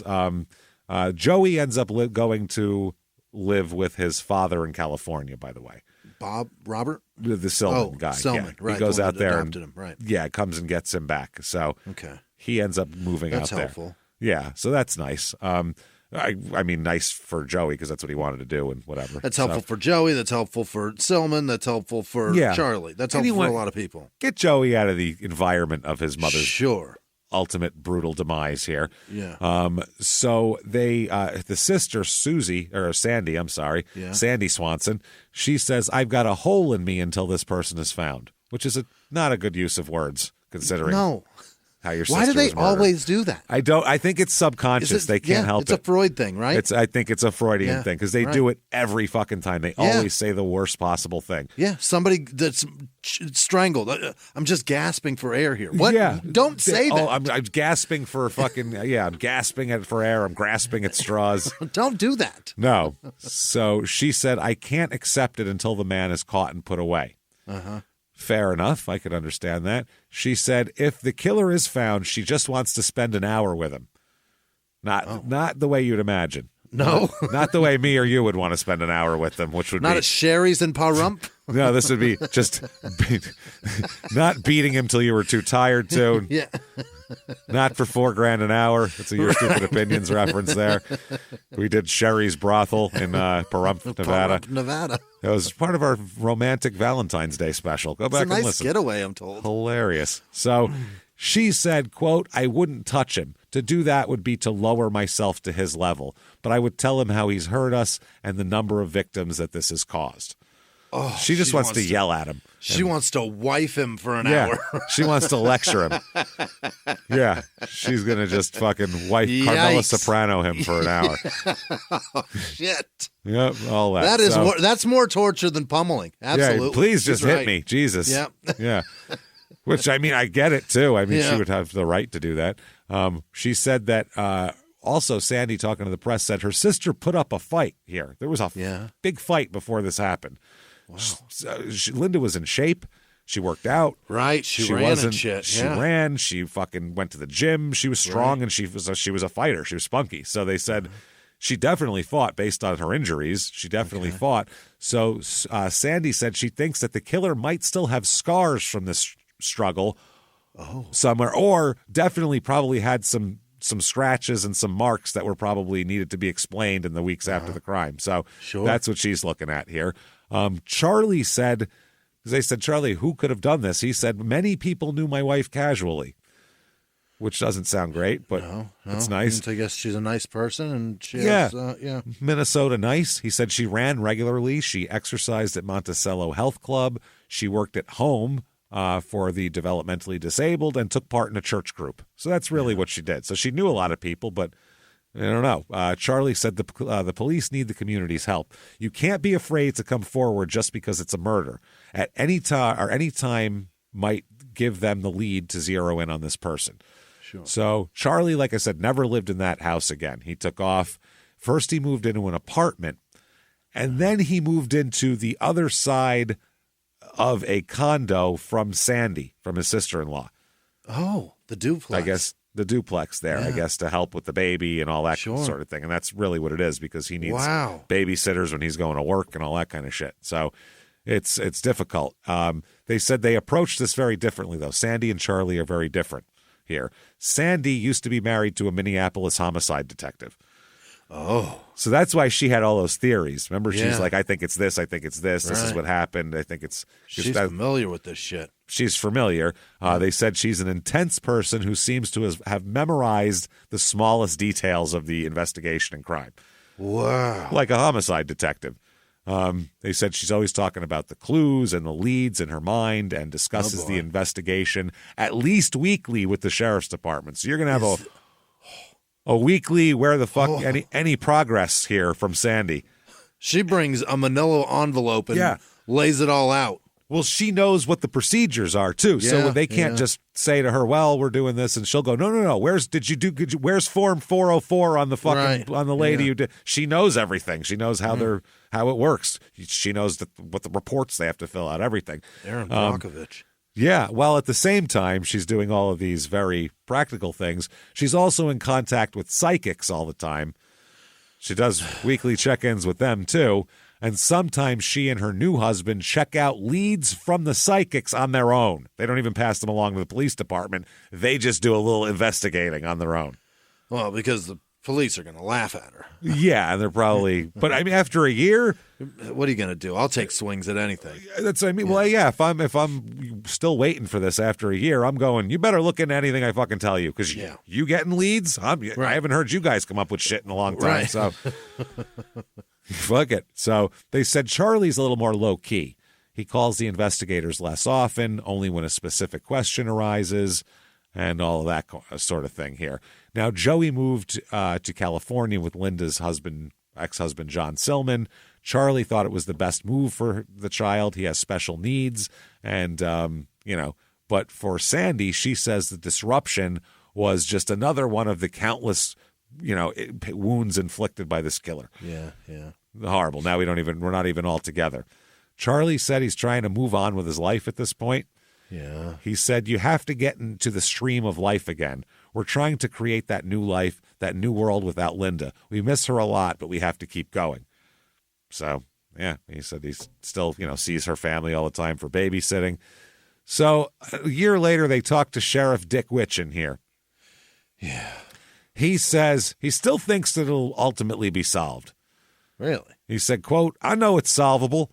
He's now, fucking, yeah. I don't doubt it's solvable, too, because you have a bunch of DNA. I doubt you can solve it is the problem. That's the problem. That's what I've come up with. I feel like that DNA might be soiled by him pouring chicken blood on it and stirring it with a toothpick. I feel like every once in a while he just takes it and swirls it around in the sun and looks at it and sees if he can see little faces on the sperm. Maybe that'll help him. See if he pours alphabet soup in it and sees if it'll spell out the name. Keeps it on his desk is what he does, just in case it speaks to him at some point. So yeah, I don't believe he's the guy who's going to find it. He has more than 36 years of experience, but I just don't. I'm not getting the vibe off of him like he's a vibrant law enforcement officer who's Yeah, he's not exactly like Chris Maloney in fucking SVU or anything. Right. He's not bursting even through a Ice door Cube. with his gun drawn. No, I feel like he's just sauntering into places, just more like Andy Griffith from. 36 years ago? Yeah, he's like Barnaby Jones, for Christ's sake. He's got to be, So he said, what we need is that one break that'll bring it all about. Well, no shit. Thanks, you fucking genius. He said a killer can't simply put the killing behind him so cleanly. He suspects the person will eventually speak of the crime, maybe even only cryptically, maybe in a bar or to a girlfriend. Or maybe he'll fucking do it again, sir. Maybe he'll do it again Jesus and he'll go, hey, Christ. same jizz. One or the other, you fucking... I don't like Sheriff Dick here so much. So the neighbors feel unsafe at this point, because this is an unsolved murder an hour later. Here's from an article, and I like the way they describe the area. Drive along County Road 15, and one learns a lot about Sherburne County. As you travel north from U.S. Highway 10, the open flat land gives way to hilly areas. Big subdivision tracts give way to homes that are nestled on 10-acre lots and well hidden from the road by large stands of trees. That sounds nice, right? Beautiful. Yeah. So they said this is many of the people who move here are in search of the quiet life, free from big city worries like crime and safety. Yeah, that's one of the residents here, Elaine, said, quote, "It made us all a lot more nervous. It's just like not what it was now," talking about after the murder. Yeah. The pastor here, Monty Meyer, who's pastor of the Lord of Glory Lutheran Church, said many members of the congregation bring up the murder all the time during weekly Bible study sessions that look at family issues. Yeah. And he said, people will ask, how can this happen in Big Lake or Elk River? It's spooky. Spooky? Yeah, spooky. Spooky is how you describe a child's Halloween party. It's going to be spooky. We're going to... Yeah, on the invitation it says that. Spooky with, like, black cats and fucking... and orange wiggle letters. Yeah, orange wiggle letters. Or the black cat's tail spells out spooky. So the house has now been sold and taken over by somebody else. Uh-huh. They said that people actually, this was a don't lock your door community, and now they lock their doors. So this was it. Sure. This ruined the don't lock the door for a whole community. Destroyed it. Yep. The neighbors formed a neighborhood watch group after the death. Wow. Not a lot to watch for, but there they are. One neighbor said that all of these events have happened in the last few years, fucking up the whole area. She said there's been the murder, number one. Sure. She said last fall, a Circle Pines man died in a plane crash a few miles away. Yeah. 2 summers ago, a fugitive ransacked a nearby home before being caught by police. And about 10 years ago, a family witnessed a man die in their front yard after a car crash. So she's trying to say it's like the Bermuda Triangle here. Just planes, cars, murders, jizz. Avoid the area. A woman stabbed, rolled up like a taquito, and then toothpicked, closed. Not not the up, same. Just over. It was just rolled over her. But even still, over, okay, all right. Yeah, but even still, that is not the same as a plane crash. No, or a didn't car take care accident. of his single engine Cessna. That's his problem. Or a fucking escaped fugitive who rummaged for food and cash in somebody's house. None of these are the same thing. A man drunkenly got in a car accident, hit his head, and scrambled his eggs so bad he died. I mean, it's not the same. And she said, given those events, the killing struck her as sad, but not too far out of character for the area. None of those things were intentional murders. None of them. Accidents, some dipshit in a crop duster. What are you kidding me? This is what happens around here, James. Yeah. How many hunting accidents? You're going to put that on it, too? I mean, Jesus. Just the kind of thing that happens around here. Par for the course around these parts. A mother of 3 is slaughtered. Everywhere you go, quantities of jizz and car accidents. You know how it is. Slaughtered women and... It's just a cursed area. Oh, it's the Minnesota Triangle. You got to watch out for it. 3 lakes around this area form a vicious triangle. 1990. Isosceles. Yeah, all of them. 1995, a reward has come forward now. They've put a reward out. First, it was $5,000 for information leading to the arrest, which seems, honestly, a little chintzy. It's insulting, is what it is. It is. It increases, though, to $25,000. That money comes from the State Bureau of Criminal Apprehension. Okay. They said there is no suspects in the case at this point in 1995, so years later, who would have had the opportunity, motive, and no alibi. They don't know. They said, quote, you never know. Somebody can come forward. They went on TV to say they upped the reward because they said, quote, friendships can end, people change, and maybe somebody has some information. Oh, I love that. Yeah, somebody might have told somebody they were close to. Relationships end, and then someone can come forward and go, he told me something terrible. So they said they wouldn't say how many suspects they were, but... that's what happened. Now, in 1996, Linda and Sandy, their father dies in 1996. Oh, the 80-year-old? So he died in 85? And then the next year, their mother dies, too. Golly, that's a broken heart. That's terrible. They died never getting any closure on this. Just, it's horrible. So February 1999, we get to. Yeah. And the cold case unit reviews old statements and interviews suspects again for any new clues or leads or anything like that. Nothing still. Yeah. Then the next year, 2000, a citizen, just a regular old person, a woman, comes forward with information on the murder. Uh-oh. Yes. She says that a man who she was having an affair with, here in the early 90s, a guy named Kent Richard Jones, the Cub Scout leader, became angry and defensive when she asked him about Linda Jensen's murder. He got all weird about it.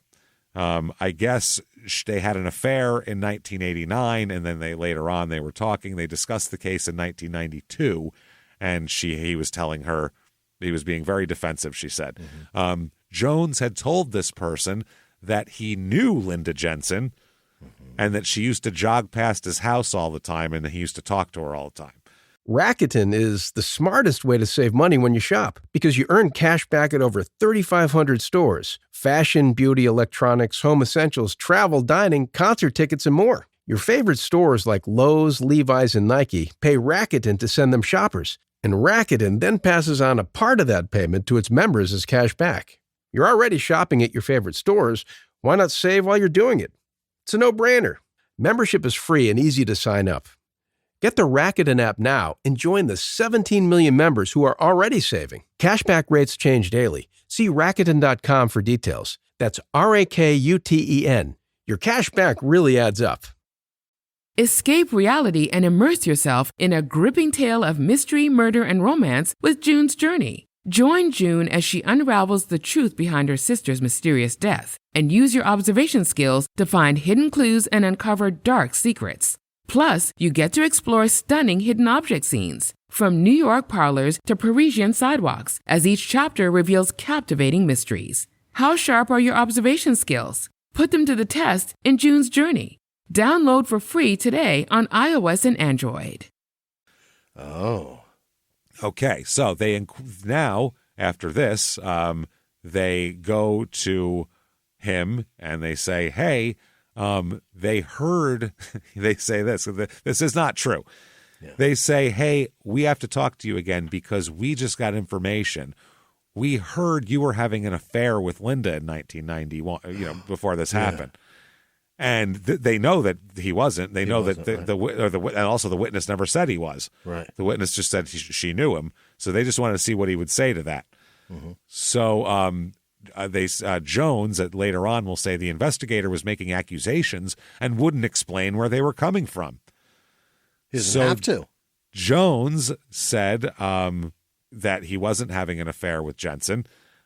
He said that he did have affairs, and he took considerable care to keep the two affairs he was having away from his wife. He just said, quote, he was young and very stupid and didn't realize how good he had it at home, but he didn't kill this lady. Okay. So he denies knowing her still, but he says, no, I met her once when she came over about a scouting opportunity for her son. But now he's not saying that he talked to her all the time with the jogging, which is what he told this lady. Right. So they said, would you please submit a DNA sample? Yeah. And he said, I don't want to do that. No, no thanks.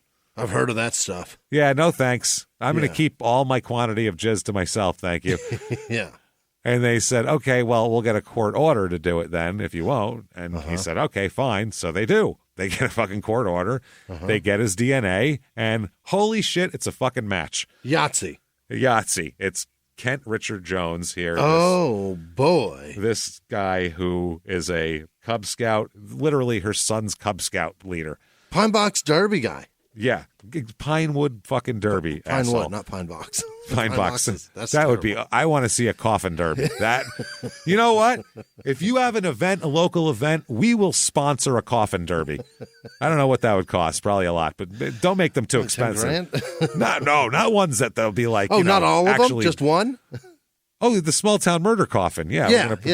No, we'll have to sponsor the whole event. And you have to make coffins out of pine like kids would make soapbox derbies. You don't go buy a fucking $6,000 casket and then we'll pay for it. Tell you what, I'll bet we could go on Facebook Marketplace and buy a goddamn coffin. Yeah, or just some lumber. We'll buy the lumber and you guys put them together. But we want to sponsor a coffin race. A coffin, James. $65. Got there one. we go. Done. There's one. We win. We're going to have 10 contestants, all racing coffins. We're going to win. We got this. So that's the thing, everybody. Coffin races. Is it downhill or do we put a motor in it? No, downhill. Let's go. Just flat, right? No motors. No, that's going to be expensive when we're talking about we got to put brakes, right? Yeah. We can do brakes. You just have those like strings, the same way they do like soapbox ones in the 50s. Like a shovel underneath you that pull you lift the thing. up and drag it? Yeah, you pull the thing and it stops it scrapes Oh, on the boy. wheels. One of those. We're not responsible legally for any injuries or anything that happens. There will we're be not, waivers. We're not providing these coffins. You're going to get them. We're just There will be giving you money. waivers, and you will buy your own yeah. safety equipment. Absolutely, we will. You're going to have more safety equipment than Dale Earnhardt Jr. Yes. It's going to have our name all over it, but we will hold zero responsibility for anything that happens. Yeah, within. did fucking Goodwrench pay for when Senior died? I don't think so. I doubt it. Yeah, I don't think so. So he's a car salesman. That's what he's doing. He's an auto guy, Kent Richard Jones. They arrest him at his workplace. They go pick him up at a car dealership in Big Lake? in Invergrove Heights. Okay. He's arrested at the car dealership there. He is married with 4 children at this point and a Cub Scout guy. So they look into his past a little bit. He has a 1995 conviction for domestic abuse. Uh-oh. And a 1996 conviction for insurance fraud. Okay. There was a shed that burned down, and he said that there was all sorts of stuff in it that they later found that he didn't say was in it. And so, they say, though, they did not charge him with the arson of the shed, so that's nice. Okay, yeah. So since the murder, he has moved 3 or 4 times, but lived mostly in the Becker and Big Lake areas, so in the general vicinity here. Hasn't left. Nope. So they're reviewing all this shit, and they said, well, why'd you keep going back to him? And one of the investigators said some of the comments he made just didn't jibe with what we were looking for. Just a little off. There was a little off here. They said they didn't seek, because everyone said, why didn't you get a DNA sample from him, I don't know, 10 fucking years ago? 9 years ago. And he said, well, because his wife gave him an alibi, so he wasn't one of the people who was... Anybody with an alibi was on one list of crossed off, and anybody who wasn't would then get a DNA sample, and that would cross them off. That's James, how they did it. what if some sheets and some clothes started that fire in that shed? There you go. That's I mean, it was like 6 years later, but still, he held it for 6 years. Yeah, we don't know. So they said when they did ask him, he refused, and he was one of only 3 or 4 suspects who refused when asked to voluntarily submit a sample. So then a judge signed a search warrant, and that's how they got it. Okay. So the testing the sample revealed his DNA matched pretty perfectly, and he's arrested. So Charlie said, quote, and this is talking about Bruce as the cop he talked to, said a long time ago, Bruce promised he'd call one day with the answer to this case, and that happened Tuesday at 3 o'clock. A big burden has been lifted from our shoulders. He said he remembers Jones as a neighbor who's just a normal guy, didn't know him well, but knew him from community functions. Sure. And he said, this is something I would have never attached to him. He was never suspicious of him at all. That was never had a clue. Never on the radar. Wow, his excuse, because he's going to have, you think he's just going to go, oh, I did it now? Oh, no. What? He's going to say, I didn't do it, but I'll tell you why my semen was there. It's disgusting. Yeah, he's a terrible person. So he said, I'm wondering how he could go all these years holding this in, living a normal life while we're trying to solve this. Next now, Sandy, the sister, who's now Sandy Halverson. So apparently that Swanson didn't work out here. That guy must be a dick. Yeah, he's a dick. Fuck Swanson here. So Sandy, or she didn't like the alliteration. I don't want to be Sandy Swanson. I'm just not into it. Yeah. So she talked about her sister. And she said, I never knew what a burden I was carrying until it fell off of me. She said, the last time I saw my dark-haired beauty of a sister, it was 2 days before her death. She was sitting on the family's couch, hair pulled back, laughing about how happy she was with her life and how great everything has worked out. 2 days later, that man took her away. The world has lost something with Linda's murder. Now, his story is, okay. He says, look, all right, now that I'm under arrest, his lawyers have a new story. It is that, yes, he knew Linda Jensen, and they had a brief affair. That was the point here. He said the semen that was found there had been, the quantity and deposited are 2 things I don't like with semen. The semen had been deposited there when the 2 had intercourse the day before the murder. Okay. So, that's poor Charlie. This is fucked up. So Charlie, now they're running her through the mud now, saying that this was some affair she was having. And Charlie is devastated by this, as we'll talk to. But him and the sister, their way of saying bullshit is fucking hilarious. They're hilarious. It's really awesome. So the state convenes a grand jury, which indicts him for first-degree murder committed during the course of criminal sexual conduct. Not good. No. Not good. An excavator here, a guy named Russell Pittman, he's a neighbor, he said the gruesomeness was quite shocking. It was a sex crime and a tragic murder, and it seemed like that was way above what a small town like this would run into. I was shocked. Sure. Deb Kraft, who works as a waitress at the Lake Cafe, Deb from the cafe. We all can see Deb. That's an angry woman. We can see Deb, and yeah, she's got a one of those real clipped Minnesota accents. I really hear it.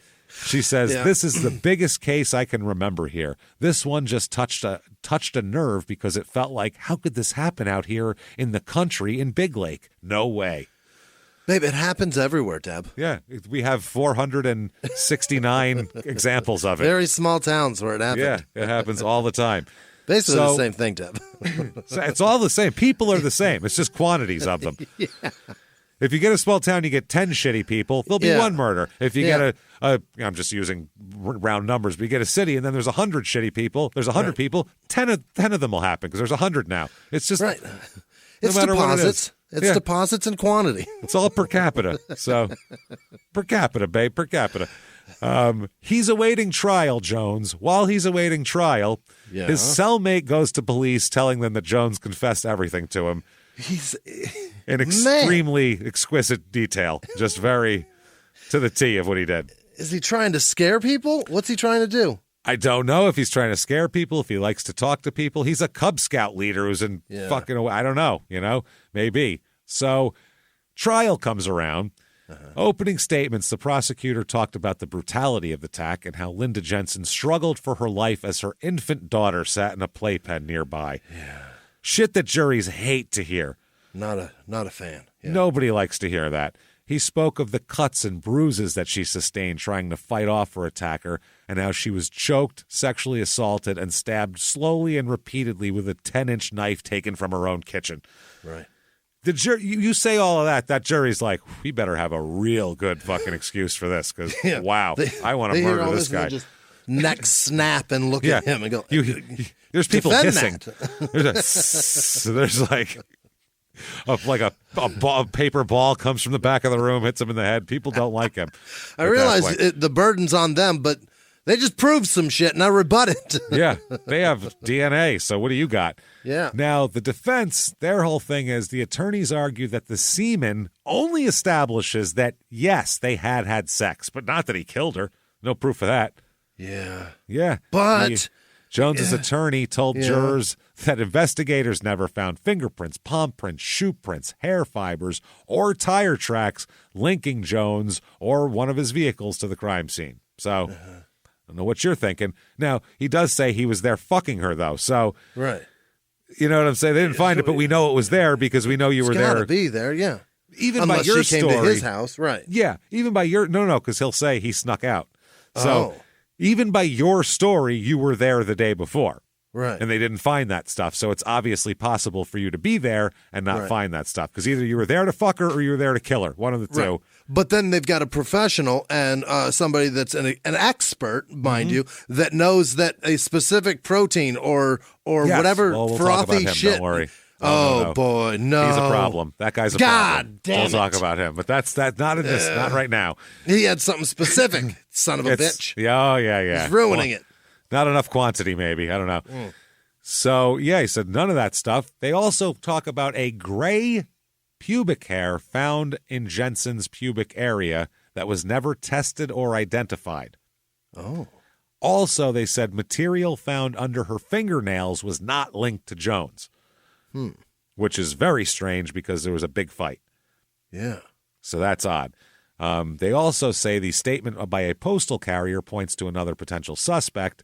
The carrier said she saw a man with a gray beard walk down the driveway to get into his truck and had red streaks on his hands. And but the defense attorney here says that carrier will testify that the man that she saw was not Jones. He doesn't fit it at all. So Jones testifies. He's got to. You have to explain this, otherwise Here it's we just go. you left a fucking quantity of semen in somebody who died, so you're going to the fucking you're going to jail. He admitted to a bunch of shit that probably he wouldn't like to admit to in court. Yeah. As far as his life goes, he said he had 2 affairs in the late 1980s and early 1990s. He said both of which he hid from his wife. He said that he withheld information and lied to police investigating Linda's murder because he lived nearby, and he said that he didn't want his wife to fucking find out that he was banging her. So, that's, come on. He told jurors that he didn't rape or kill Linda in her home, and they said, well, then why all the lies? Why'd you lie?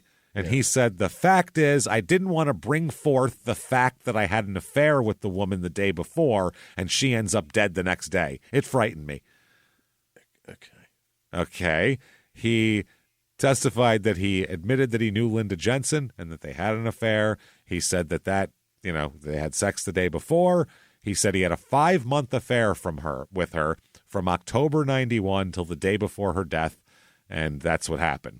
He said that they had sex 3 times in that period, from October to February, each time at his home. He said on the 3rd occasion, he said he always wore a condom there. Uh-huh. But he said on the 3rd occasion, the condom he was wearing broke. Oh.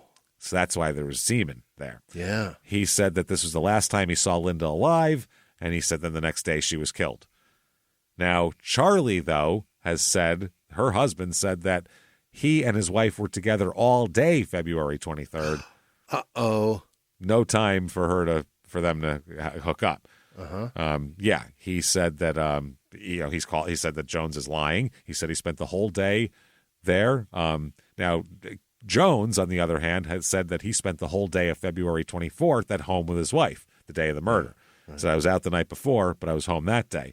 He said he was unemployed. Like we said, she was unemployed, so they were all at home. He said he made a phone call to the choir guy.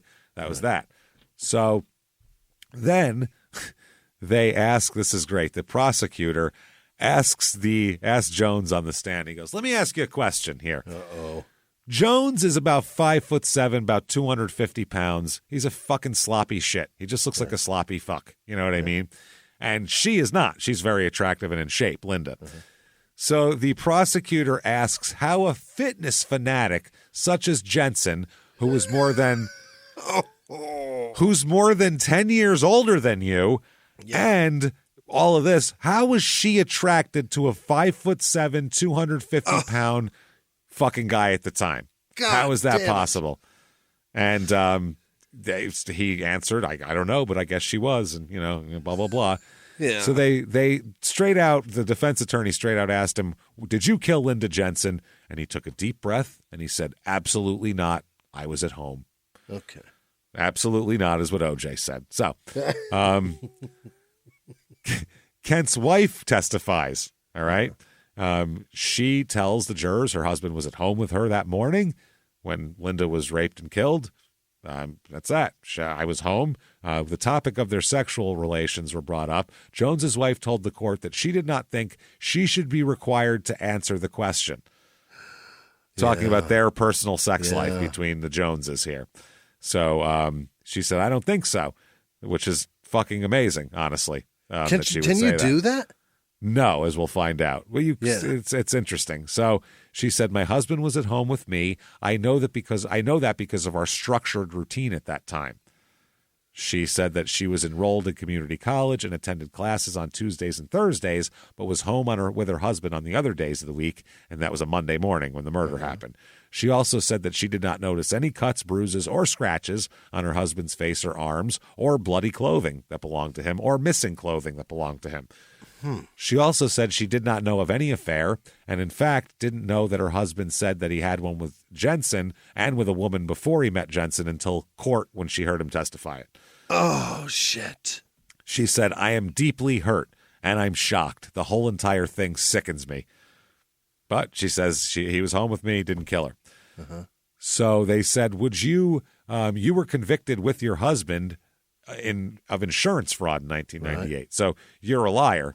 Like you've been adjudicated a liar. Remember when you basically. were a liar? You're Yeah. still one. So they said, would you be still a liar, providing a false alibi for your husband? And she said, absolutely not. Who else said that? Him. He said, who I else? absolutely, and OJ. I am here to tell what I know to be the truth, and that my husband was home on February 24th, 1992. Mm-hmm. Now, what about the mystery man? Yeah. The guy who, was thin and scraggly with red streaks on his hands. And had a sick truck. He's had a kind of cool, fucking weird, Yeah. flat bumper truck there. Debadged, pretty badass little truck. Yeah. She said, I just kind of shrunk back. I just felt something was wrong. He was acting funny and strange, this guy. So they said, could this man have been looking at the pickup truck that they had for sale? And she said, I guess so. Yeah, I don't know. So there's that. So basically it's DNA and against all. Without DNA, they have ugats, nothing, not a fucking thing. So that's and tough. really all that proves is that he was having sex with her at some point. It doesn't prove everything. But if he can't prove he had an affair with her, if it's just his word on it, then it's like, well, why were you having sex with her? And then within that time range, she's been beaten and everything else. So the verdict, 7 women, 5 men on the jury. They deliberate for nearly 14 hours over 2 days. Wow. So they are, as, they're not sure. And the verdict comes in, and he is found guilty of first-degree murder here. Sure. When the verdict was read, Deborah, who is Kent's wife, Jones's wife, and one of their teenage daughters broke into tears, and Deborah, his wife, who just found out he was having affairs that he testified to in court, said, quote, "We love you, Kent." And he said, it'll be all right. It'll be all right. Will it? Will it? Sentencing comes around here. Let's see how all right it's going to be for him. The judge says it's not going to be all right because you, sir, may fuck off. Life in prison. Yeah, it's not all right. Not all right. With parole, though. With parole. You can get parole. So Sandy Halverson now, again, the sister, she said she's happy, thrilled. She said, when I heard guilty, I got peace because we got justice for Linda. Right. He said, they saw through his lies. He tried to drag Linda through the mud and dirty her with himself, and he couldn't do it. Yeah. She then said, quote, "My boogeyman now has a name. The monster in my dreams now has a face."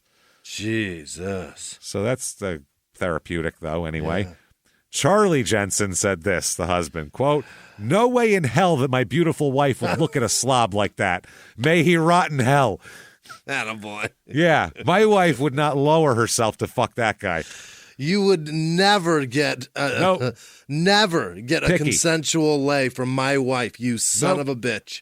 One of her qualities, picky about the penis. That's one of the qualities there.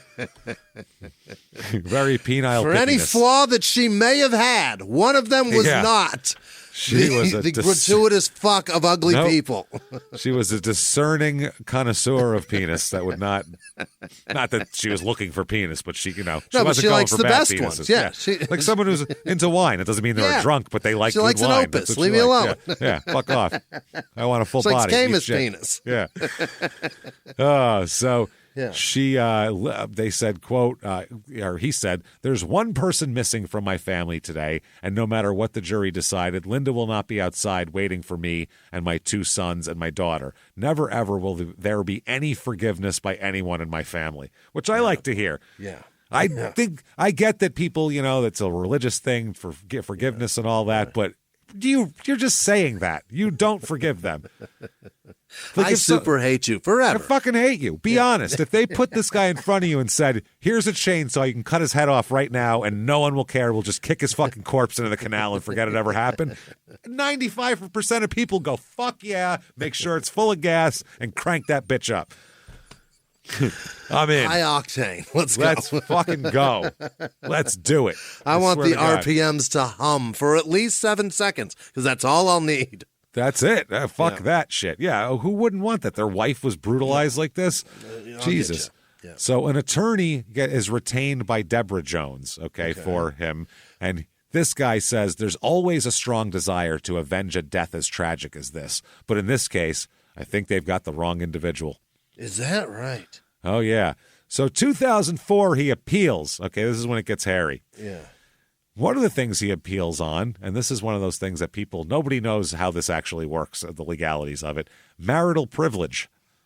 Oh, for when you're married, you don't have to testify against somebody. Yes. Now, Jones argues that he has satisfied the first prong of the plain error test because the district court committed an error when it directed Deborah, his wife, to answer the prosecutor's question in violation of the marital privilege statute. Okay. But all they wanted to know is if they fuck, right? Or specifically, what kind of fucks, which is private. You can call that a private thing inside of a marriage. It's not something to do with a crime. But this is the thing. You have to object when that comes up. Okay. You have to say this is a privileged thing. But the failure to object to his wife testifying against him at trial at all, you have to object to the whole thing. You have to say, I don't want my wife to testify against me, constituted a waiver of marital privilege. You have to say ahead of time when they say we're going to call your wife, you have to go, no, marital privilege. And then you can fight it out. Okay. But once they are subpoenaed and you haven't said shit, now marital privilege is waived, and she is a regular witness just like everybody else and has to answer all questions brought before her. So that's how it goes. It's people think that you can married people don't have to testify. That's an old sitcom, trope. It's one of those things. So a lawyer can probably pull that shit as like to see if they'll object. If they don't object, we get to hear this shit. You get to do whatever you want. Yeah. They said generally a failure to object by the non-testifying spouse constitutes a waiver of the marital privilege. We have set the marital privilege waiver threshold at a level that allows the fact finder maximum access to the relevant evidence. They said that that this reflects the law's sound policy of protecting the marital relationship without erecting artificial barriers to the ascertainment of truth. Yeah, and then they said the court concluded that when the trial record clearly demonstrated through statements made on the record by defense counsel that the defendant did not object to his wife's testimony based on defense counsel's mistaken belief that under the special circumstances of the case, the defendant did not have a marital privilege, the defendant's failure to object did not constitute a waiver of marital privilege. And that's what he's going on. Okay. He's going on, well, it was a big mistake. So they said Jones argues that his failure to object at trial did not constitute a waiver of his marital privilege. And they said, unlike that other case, there's not anything in the record to suggest that Jones or his attorney believed that Jones could not exercise his marital privilege to prevent his wife's testimony, nor does Jones make such a claim on appeal. So they said the special circumstances involved in the other case that has the decision that he's going off of, none of that exists in this case. They said, we conclude Jones waived his marital privilege when he failed to object to his wife testifying at trial. Fuck off. So, yes. Now, evidence also. The court here, the judge, they say, used the wrong standard to decide whether jurors could hear evidence that two other men might have murdered her. Oh. His attorneys wanted to tell jurors that two other suspects might have killed her. The judge, Alan Pendleton, used the incorrect standard for determining whether they could hear about that. They said the inability of Jones to address the exclusion of the evidence about the other suspects in the context of the correct legal standard seriously affected the fairness and integrity of his trial. Accordingly, we have to do this. So the Minnesota Supreme Court agrees with that. Oh? They agree with that, and they overturn his conviction. Conviction, not sentence. Well, conviction leads to the sentence. So if your conviction's overturned, your sentence is thrown out automatically. No, my point is sometimes they'll just overturn the sentence and remand it for resentencing. This is a whole new trial. This is the trial, not the sentencing. This is about the trial here. So they want the jurors should be able to hear evidence that someone other than Jones might have killed her. That's what it is. So new trial. Fucking hell. September 2004 this drags on to. It's been 12 years. He wants new attorneys. Jizz, man. That's what I mean. We have a quantity of your jizz. Right. It's a lot. It's a fucking, I got a handful of it. The whole thing. Yeah, all of it. Pocket full of jizz. It's a lot. You heard them sing about it. So he wants new lawyers now, though. Okay. He accuses his lawyers of forcing him to lie when he testified at his first trial, which is a big accusation. That's not disbarred good. for that. Yeah, that's bad. Yeah. For you, also bad for you, sir. You just said you committed perjury. Yeah, well, forced to by his lawyers. He's asked the court to allow him to fire these public defenders and get new counsel. Meanwhile, a motion is filed in court by an attorney who says he now represents Jones. So they said, we're just getting this guy, even though the court hasn't approved it yet. So that's how this goes here. This Jack Graham is his name, and he doesn't specify which testimony he gave was false and forced to be false. He just says, I lied at some point. Yeah, the motion accuses the attorneys of pressuring Jones to lie to avoid having his wife prosecuted for perjury and having their children taken away. Because she testified that she was home all day and that her husband never left the house that day. They said that Jones was pressured to lie, and they write, or the state would prosecute his wife and take their children from her and put them in foster care. I cannot imagine how the accused as a husband and father could resist such pressure under those circumstances. That's what they wrote in the motion here. The attorney who's being accused of this said, while we are familiar with the allegations made by Mr. Jones concerning his representation by this office, we cannot comment on those allegations. They said they've represented Mr. Jones in an ethical, professional, and zealous manner, and we welcome any inquiry as to the conduct and performance of this office. Right. So bring it, bitches. We didn't do shit wrong. Absolutely. January 2005, Jones and his new attorney unsuccessfully try to get Judge Alan Pendleton removed from the case. What? You come at the king, you best not miss. If the judge removed? You come at a judge saying he's not on the up and up and didn't treat me on the level, and you don't get him off the case, now you got to look at that guy every fucking day, and he's not on your side. Judge Alan Pendleton. Oh, boy. Sounds like a serious man. Sure in the fuck, yeah. Yeah, a grim-faced guy. So before the second trial, they said the Supreme Court decision doesn't mean jurors at the second trial automatically will hear evidence about other suspects. That's going to be pretrial litigation.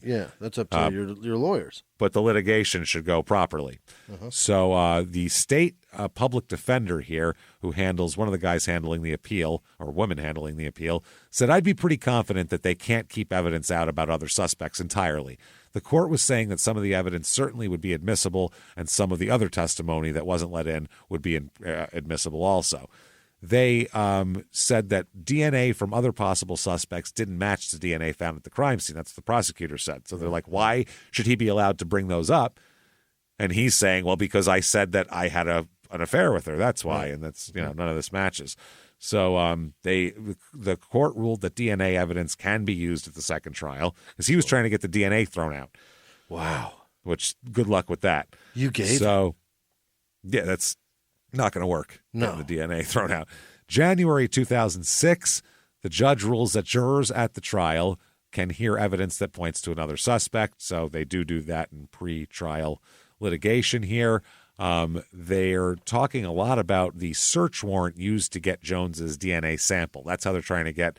They're not trying to get the DNA they found at the crime scene thrown out. They're trying to get the DNA sample they got from him thrown out. Okay. Which he's still got that DNA, though. Yeah. Okay, if that was bad, let's get another warrant properly. And you know what? DNA is quick now. You can just run it through while we all wait. Why don't you just hand me that cup you've got, and we'll take care of the rest. Let's just do that. So they bring up also they don't want to have the defense doesn't want his ex-girlfriend to be able to testify that he told her or he got all weird about the murder. They're like, that's not evidence. That's just, that's just he got weird. So they say the facts underlying the warrant present a close call to whether there was a sufficient showing of probable cause. We're wary of a warrant based solely on the testimony of an ex-girlfriend about a conversation that occurred 8 years earlier.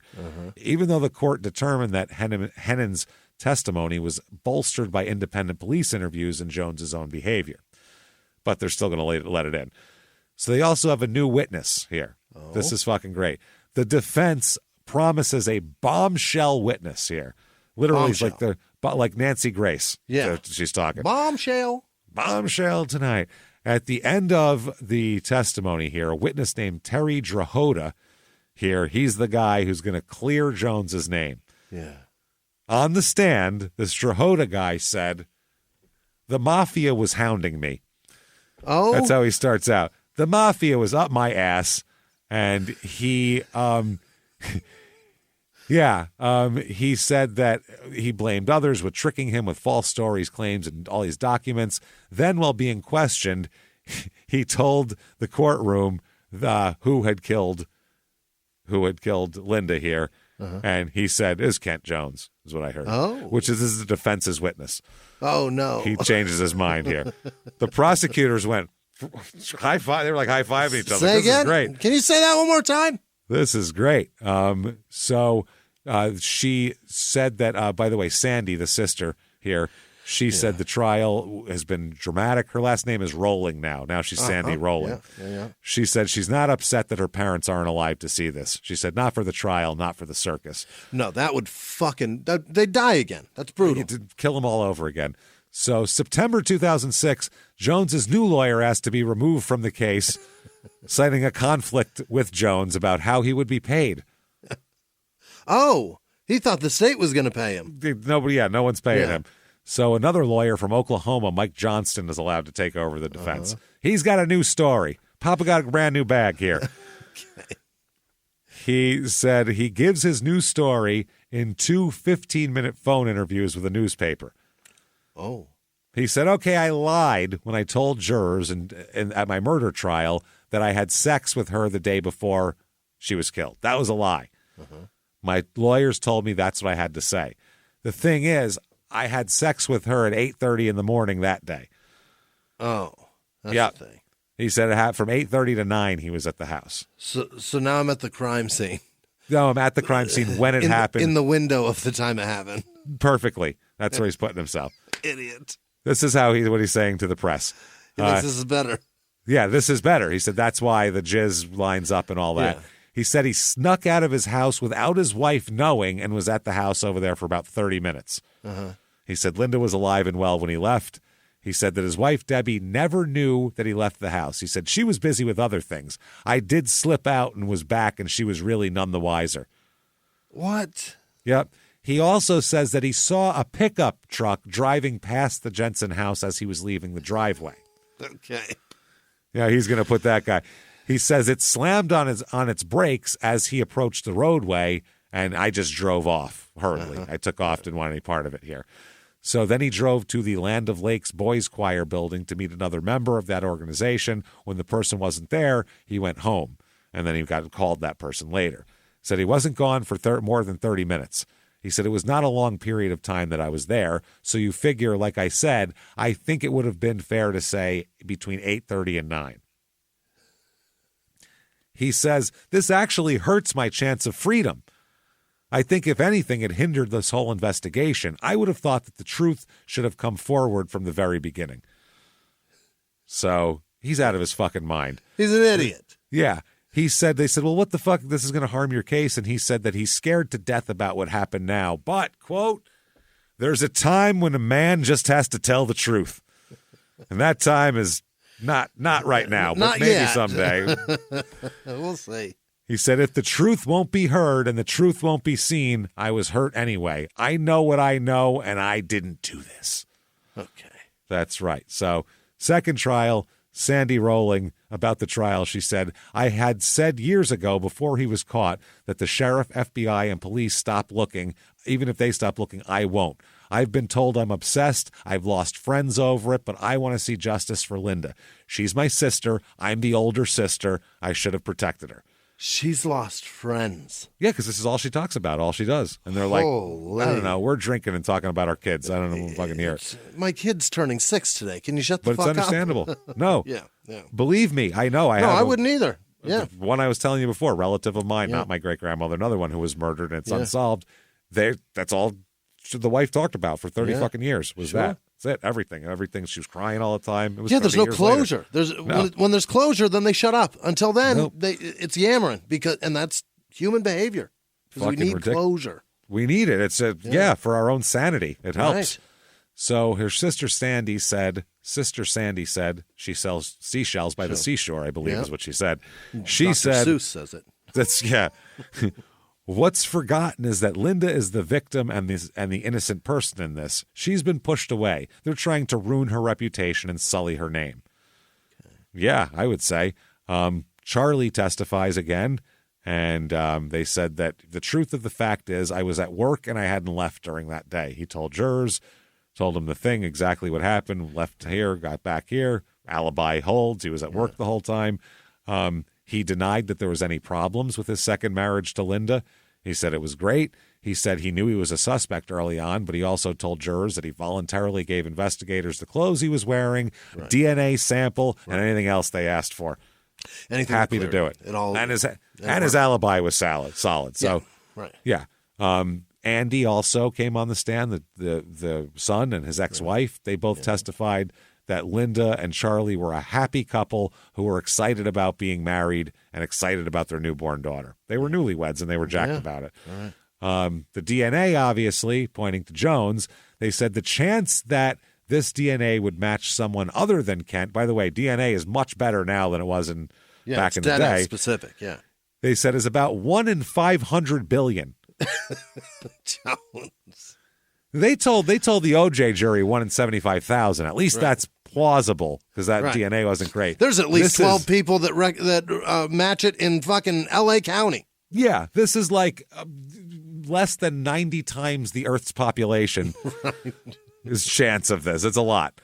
A whole lot. So they talk about all of that. They said it's definitely him. They talked about other tests done on samples, including the gray pubic hair and the fingernail clippings. The FBI testing on the pubic hair ruled out Jones and several other people as sources, and test results indicated that Linda herself or a maternal relative couldn't be ruled out as the sources of the pubic hair. Could have been a family member. Could have been one of hers. Right. They said. There's that. Yeah, could have been one of hers. So they also said the fingernail clippings indicated Linda was the source of the material under her nails. So it was her own self. More testimony said about the tests they do and all that. They said no fingerprints, no blood was found in the residence belonging to Jones. In closing, the prosecutor, whose name is Klump with 2 P's. Gross. Klumpp. Klump. Vile. That is, wow. That's how you would spell clump if it's something that came out of your body. It's clump. Klump. He said Jones was a habitual liar who killed Linda after going to her house thinking he could charm his way into her bed. He probably knocked on the door, something about Cub Scouts. She would open Maybe it. About the truck. Who knows? Never know. Who knows? He attacked her after she likely refused his advances, then removed a bedsheet and her clothes to destroy the evidence. But he left behind one piece of evidence he couldn't take, his DNA in the semen inside Linda. So they talk about, they said during the few years after the DNA match, Jones has given as many of 11 versions of how well he knew Jensen, what he did with her, it's been 11 different stories he has, 11, and went through them. Consistent, they said in the most recent versions, has been Jones's contention that he and Jensen had an affair that included 3 sexual trysts, the last of those on the day that she was killed. They said, then Klump, this is amazing. Talk about, first of all, you're sitting there about to go away for murder, but on top of that, he shows a picture of Linda. 39-year-old, given birth 8 months before, working out, ready to run a marathon, in shape, beautiful, bright. Then he picked up a picture of Jones and said, unemployed, overweight, receiving disability payments for a back injury and in an unsatisfying relationship with his wife. And he looks to the pictures, looks back and forth, and he says, quote, eHarmony wouldn't match the defendant, Linda Jensen. Does this look like a couple to you? When he puts them together. And the jury, you could probably see them shaking their heads. Body shamed the shit out of a man in public, in open court. In open court. Look at her and look at him. Would she fuck him? That's never. And they're like, she would never fuck him. Never. Thank you. Done. We rest our case. Ladies on the jury, would any of you fuck this man? Any of you? Nope, I rest my case. Unemployed, accepting checks for a back injury. Look at him. And look at him. It's not even his wife likes him. He's got kids running all over the place. Oh, man. They said, common sense tells us the real truth doesn't change. What hasn't changed is the defendant's willingness to say whatever is necessary to avoid being held accountable for the murder and rape of Linda Jensen. The defense here They tell the jurors that Jones, immediately after his arrest, gave a defense investigator a version of events that's almost identical to the one he told the jurors at this trial. Okay. Sure, he's had 14 different stories between then and now, but disregard. They said that the attorneys who represented Jones at his first trial did him a disservice by not allowing him to tell the full story then. The lawyer has the balls to point his finger in court to the real killer, is right here in this court. Charlie Jensen. Oh, what the did real Charlie killer. do? Yep, they said saying that Jensen's alibi for the day his wife was killed has holes all over it. It's like Swiss cheese. Okay. They said Charlie, like Jones, was large enough and strong enough to have killed his wife during what was everyone acknowledged as a fierce struggle. And the guy says, you don't do any service to Linda Jensen's memory by convicting the wrong man. Uh-huh. He's the man right there. I hope Charlie rolled his eyes at him in open court. Yeah, no shit. I hope he gets acquitted so I can beat the shit out of him in the parking lot. That'd be great. Yeah. So the verdict comes in less than 3 hours of deliberation this time. Right, yeah. I think that closing fucking ruined it for him. I really do, no matter what. They find him guilty again of first-degree murder, obviously. Mm-hmm. Sentencing comes around, and judge, again, not happy with him. You, sir, may fuck off. Life in prison again with parole. Oh. Now, state law at the time Jensen was killed called for a life sentence that allowed for the chance of parole after 30 years. Okay. Jones, who's 43 at that point, had spent the last 6 years in custody and will get credit for that time, so he'll be eligible for parole in about 24 years after this trial. Oh, Jesus. When he's 67. Uh-huh. What year is that? Still pretty young. Today? 2030, I want to say. Okay, all right. Which is a little bit of time here. So the sister again here, Sandy. This is Sandy. Mm-hmm. She said, I made a promise to her in her coffin. Until my dying breath, I would do whatever it took to bring that person who killed her to justice. She said, I was out at her grave on Friday and told her it was really close to the end. Please let this be the end. She's not happy with the sentence, though. The family's not happy. They don't want the parole ever. No, one of the family members said, quote, we need the death penalty for guys like this. The way the defense attacked Linda and Charlie, it was overwhelming. It was very, very hard to contain yourself. There's a guy who we knew Linda wouldn't even take a second look at. Again, let's stick it. His appearance is just taking blow after blow. This smoking hot fucking chick would not touch that fat. He smells like French onion chips, too, like French onion sun chips. It's a very specific smell. Right in the gut, over and over again. Over and over. To hear him talk about an affair and a threesome, because he said he had a threesome with her and somebody else at one point, too. Another woman? Or Another woman. Another woman. Yeah. Please. Because they can't resist this guy. They're like, ooh, Daddy, show us your SSI checks. Ooh, show us your disability. Yeah. Show us your prescription bottles. Take them for us. Yeah. Awesome. Sweet. So 2008, he appeals again under pretty much similar circumstances as the first time. And this time, conviction is held. Oh, take that. Keep going. 2009 comes around. This was after the trial and everything. Yeah. Finally, after all of this, remember the woman who came forward in 1992 with the tip that led to them getting his DNA and all this? She finally gets credit for this and is getting money for it. For the tip? For the tip, finally. That led to the conviction, yeah. After all of these fucking years, this is happening here. The Minnesota Bureau of Criminal Apprehension presented Angela Hennon with an $18,000 check for providing information about conversations she had with Kent. Mm-hmm. Yep, she provided. This was in 2000. She provided it here. That led to the DNA. And when the state Supreme Court upheld his conviction, that's when she finally got paid. Oh, okay. They waited until he was convicted twice. So imagine her, what the fuck? I did my part. Well, on the conviction in the first place, because there was an automatic, I imagine an appeal filed right away. That's probably why they didn't send her a check. But she probably on on conviction day, she's probably like, fucking, I'm buying a boat. Cha-ching. The day the DNA matched, they should have cut her a check. Yeah. Because she's not in charge of the prosecution. Suppose the prosecutor's a fuck up and he can't put a case together. That's not her fault. Did it say lead to an arrest or lead to conviction? The conviction part's one of those. The fine print. The bottom. Shit. Quickly with this, 2012, the Innocence Project was involved in this. Really? Yes, because he's trying to say that the DNA was they didn't take it right and all this type of shit. Okay. The search warrant against him and blah, blah, blah, blah, blah. But in 2012, the Innocence Project drops him completely. Drops any case that he had. He said if we had found DNA from someone else, that would have been interesting, and we could have done an upload to the national database. Yeah. But from our perspective, there's nothing else left to test. We don't see there's anything further we can do. He's not real sympathetic.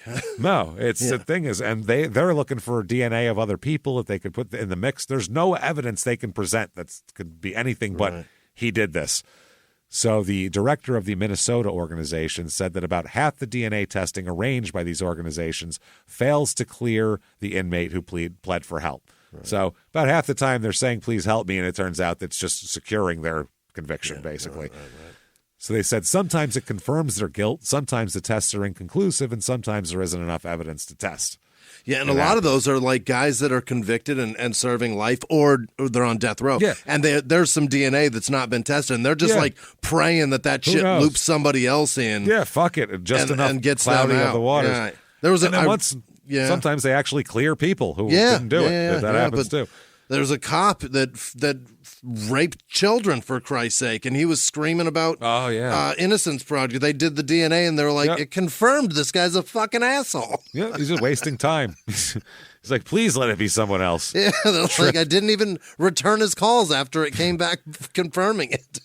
Tell me somebody tripped and dropped their jizz on the scene, please. So 2023 comes around. Oh, my God. Questions about the medical examiner at the time are now leading to questions on this. Prosecutors and judges continue to dissect the forensic work and testimony of former Ramsey County medical examiner Dr. Michael McGee. Questions are being raised about all high-profile murder cases, especially.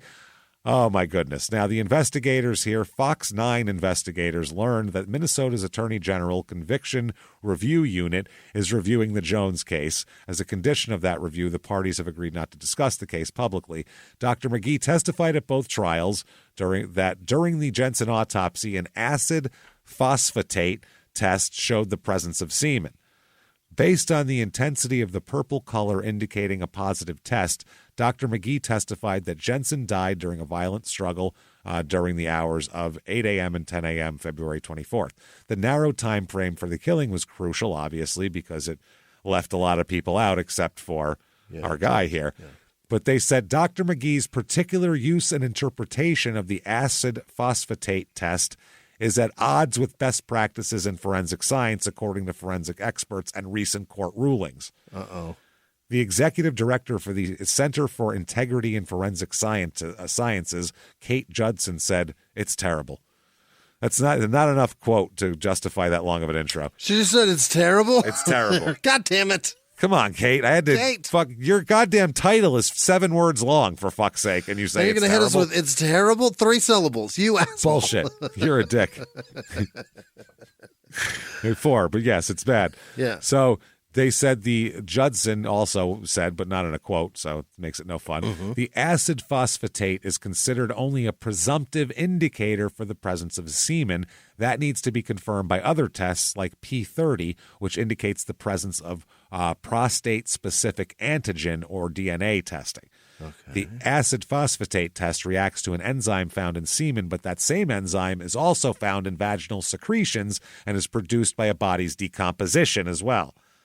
This isn't good. That's what I said. I said that too. I was like, oh no. Results so the same protein or whatever the fuck the thing that they found happens when the body decomposes too. Yes. Okay. So it could become stronger and even show up more. Yeah, but it still doesn't make his fucking DNA show up. Right. But it can if the guy doing the test wasn't doing the test right, all that is gone now. Right. It doesn't. That's how it works, as we found out in other Yeah. cases. That one case in New York where the guy was basically in upstate New York there by Albany, where he was fucking everything up, and that one kid got convicted of killing his parents who didn't. Yeah. So Marty. Right, Marty the Party. Yeah, so they said results from an acid phosphatase test are also not considered sufficiently reliable or precise for establishing a time frame. This Judson said that's not something that should be done. Many laboratories have rules against doing that, but unfortunately it's not as rare as it should be. They said it wasn't the last time Dr. McGee used the acid phosphatase test to determine the nature and time frame of a killing. In September 2021, what is called a scorching 232-page ruling, Judge... Yikes, 232 pages of scorching. Judge Ralph R. Erickson of the 8th Circuit Court of Appeals dissected Dr. McGee's testimony, calling it unreliable, misleading, and inaccurate. Judge Erickson ordered new sentencing for Rodriguez on that last case. Yeah. But after this, now the floodgates are open. Based on mistakes, Ramsey County Attorney John Choi has ordered an independent review of 71 cases where Dr. McGee may have provided critical testimony.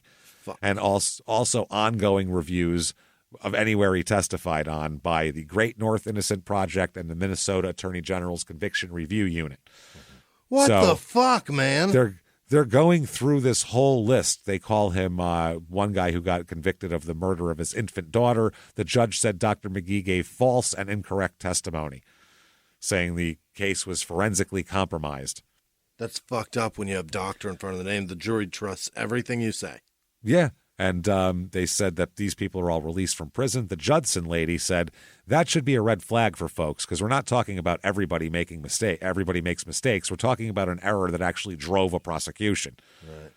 Can't do that. So they said obviously it's a serious concern, and they had paid him over, by the way, over the years, $700 contract for 2020.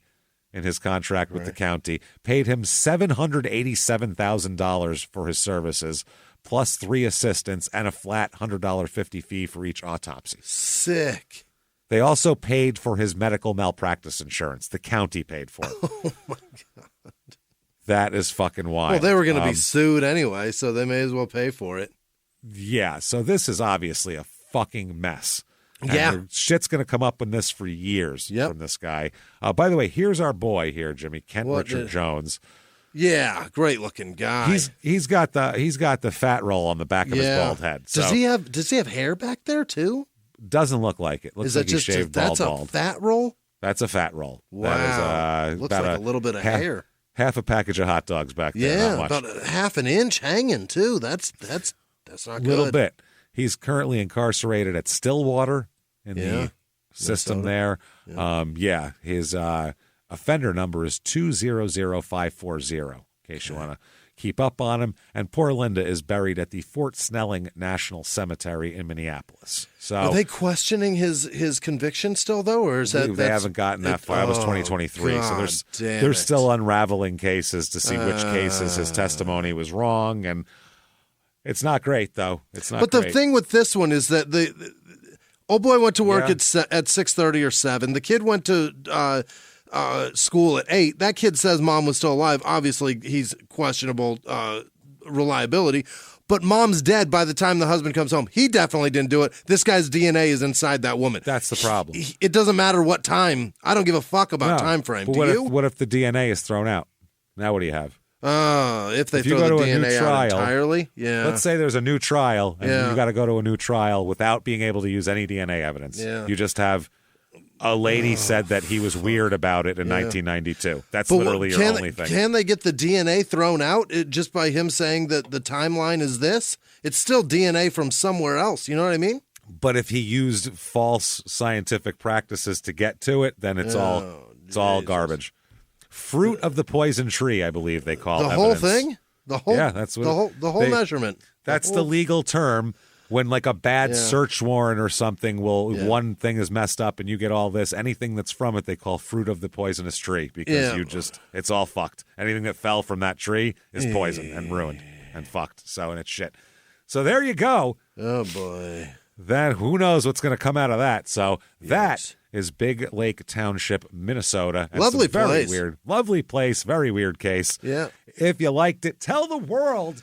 Get on whatever app you're listening on. You can rate and review on all of them. Please do that. Give us 5 stars. Say something nice. Tell us what your favorite flavor of jelly for a peanut butter and jelly sandwich is. You like grape? You like strawberry? You like something weird, some fig shit or something? Let us know. Yeah. Peaches? I don't know. Yeah. Get in there. Let us know and do that, please. Also, shutupandgivememurder.com.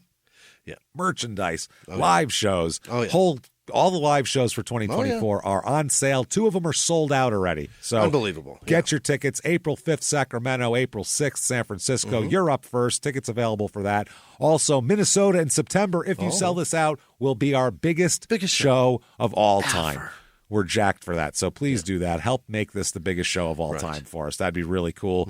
Get your tickets then. Also, Boston and New York. That's in December, so you might be putting it off. It's unbelievable. Those are going very fast. Get your tickets now for those, just to let you know. So thanks to everyone who's done that. Shutupandgivememurder.com. Patreon.com/crime and sports, where you get all of your bonus material. Anybody $5 a month or above, you get the whole back catalog. You get new ones every other week. One crime and sports, one small town murder. You get it all, baby.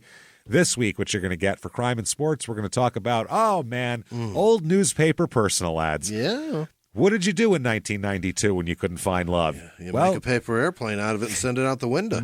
You call the local newspaper, give them your stats, and then sit and wait and hope somebody mails you a letter. That's what you did. Wait by that mailbox, We are going to read some of these personal ads, and they are awesome. We've done it before, and we love it. And then for Small Town Murder, we're going to talk about the Collier brothers. Yeah. These were a pair of kind of shut-in people in New York City who were just hoarding in this house in this brownstone, and people complained about it, and eventually they found out one of them was dead, and they had to cut out a wall and pull. It's a crazy story. They had mazes of newspapers. It's nuts. Terrific.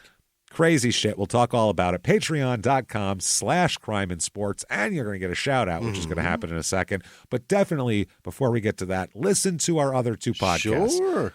We're leveling with you. Listen Give them to them. Try. Yeah. You're going to like it. More people listen to this show than any of the other 2 shows. Obviously, this is the most popular.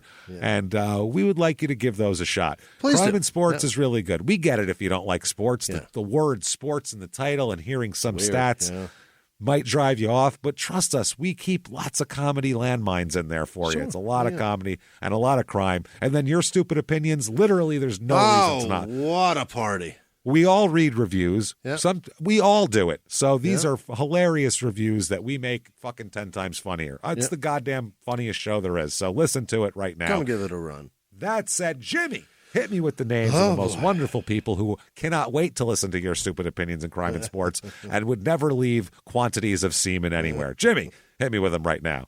This week's executive producer is Sharon Jones. Happy birthday, Sharon. Happy birthday. Kyle Norwig, and I believe he's over in England. He's going to watch the virtual show where you can buy tickets February 22nd. Virtual shows. Then Cody Garchetta at mugsandmore.shop. Evidently, he's giving 30% off to people with promo code TURKEYS. Our turkeys get 30% off of Excellent. mugs and more at mugsandmore.shop. Terrific. Big ad. All right. Wow. Other Jesus producers Christ. this week are Peyton. Hope he put in more than the 5 on that one. He sure did. He stretched his fucking 5 otherwise. You son of a bitch, Cody. That's a very cheap way to go get advertisement. It's genius on your part, Cody Gachetta. That's why we did it. Other producers this week, Peyton Meadows, Diana in Maine, Janice Hill, Trey Volkanar, Stephanie Addis, Dalton Johnson, 31, Maura with no last name, Marika Izor, Alyssa Marika. All right, Allison Enos, Brooke Andress, Jesus, Serena? That's a fascinating way to spell Serena, Sarinah. That's got to be Serena, right?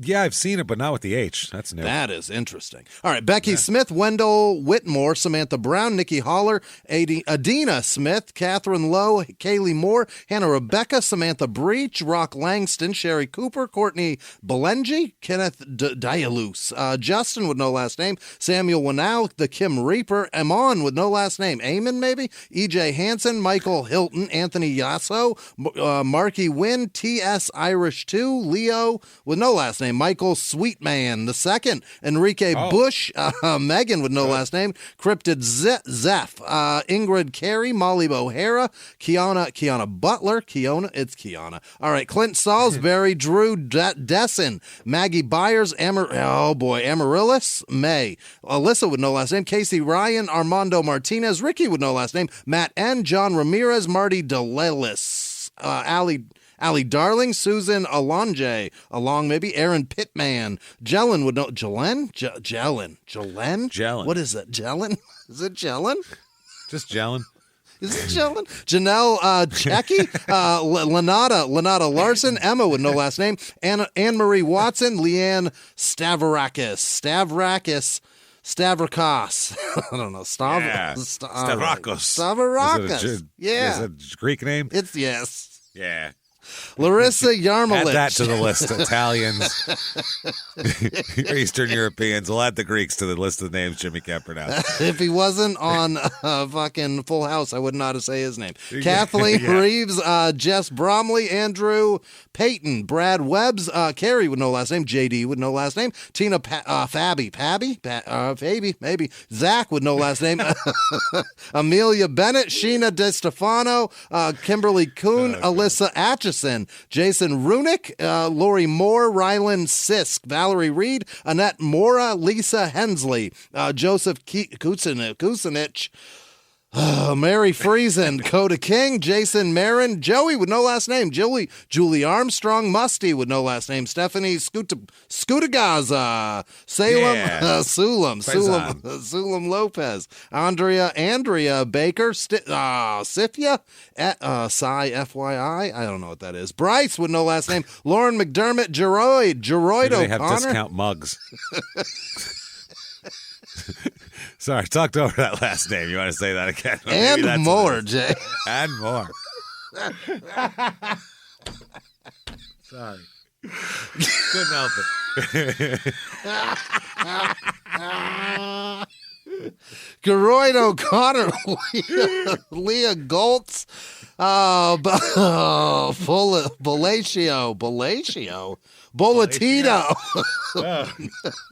Johnny Fellatio, Connie Cunnilingus. We got all sorts of people. We're just making shit up now. Blowjob Barnes, Bolatino? What is that? Belatio Barnes. Jennifer Bloom, Julie Devitt Goforth, Gina Everett, Delilah Jenkins, Harold Jewison. All right. John Rose, Alec with no last name, Rachel Eckhoff, Donald J. Plant, Alyssa Hernandez, Joel Bale, maybe? Oh, it's Ball. Laura Colebrook, Gregory Bradshaw, Grand Mimi, Faith Crizzle, Mary Bailey, Amanda Lambert Alloway, Helen Thiel, Peter M. Janey, Gresham, Stasia with no last name, Emily Garr, Pat Walter, Anna Santini, Josh Rokasek. All right. Josh Warner, Scott Warner, that's what it is. Elizabeth West, Robin Hallmunt, Ashley Rowe, Jason Kuhn, Frantic, and Frowsy. Alexi, those are probably dogs or something, right? Alexi with no last name. Nana with no last name. Jessica Parker, but not that one. Emmy Manasek, Marinsick, Sean Lankis, Payne with no last name, Rachel DeVoe, Caitlin Barber, Vicky Wilkerson, Coffee Shakes, Celia, Denna Poe, Tyler Barton, Lydia Y, E with no last name. Just this show brought to you by the letter E. Rachel Rittman, Emma Salisbury, Thomas Stone Street, Moss Shuttner, Ryan Luchme Persad, Ross Tomlinson, Scott Brady, Trisha Mitzel, Yeah, Teresa Moore, that's a name. Dana Santos. Paige with no last name. James Nilsson. Cadence Blackledge. Scott Erickson. Jamie Barnes. Brian with no last name. Daniel Rios. Kristen Burden. Zachary Croce. Crows. All right, Colton Hug. Brandy Slaughter. Alicia. Abandoned ship.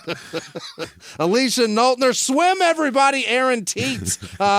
Megan Crozier. Celeste Dufour. Jump. Sarah Morris. That's going over. DB with no last name. Kevin with no last name. Kelly with no last name. Bunny with no last name. Gma with no last name. Aiden with no last name. We're almost out of lifeboats. Jordan Dietrich. Chelsea done. Tanner. They're Josh Wine Trub. Nicole Gray. Dr. Jiz Cummington. We're all going down with the ship. TJ Williams. Julia Bulik. Head 100 CHO Snap. I don't know what any of that means. Sam R. Simone. That's the name of this ship. It'll be on the side of it at the bottom. Simone Stratton, Brennan Sharp, Alexandra Zoft. Yeah, no, it's Zot. Oh, like those fucking, remember those Zots, those candies? Oh, yeah. Fuck, those were rad with the fizz inside. I hope Alexandra's got that money. Mark Connor, Todd Mavreles, Elizabeth Fight, Timothy Rogers, Amina Ziegler, Leon Spinks' massive hog. I imagine it was. Well, Blanche with no. We talked about it. Lady was afraid of it. Oh, that's right. Susan Anderson, LaCarl Blom, Johnny Helmers, Amanda Wheeler, Wendy Vanderberg, Brighton Hayes, and fucking every one of our patrons. You're amazing. Thank you, folks, so much for all that you do for us. Yeah. You're fucking unbelievable. Any of you want to follow us on social media, real easy to do. Just go to shutupandgivememurder.com, drop down menu. You can follow us. You can hang out with us. Keep doing it. Keep coming back. And until next week, everybody, it's been our pleasure. Bye.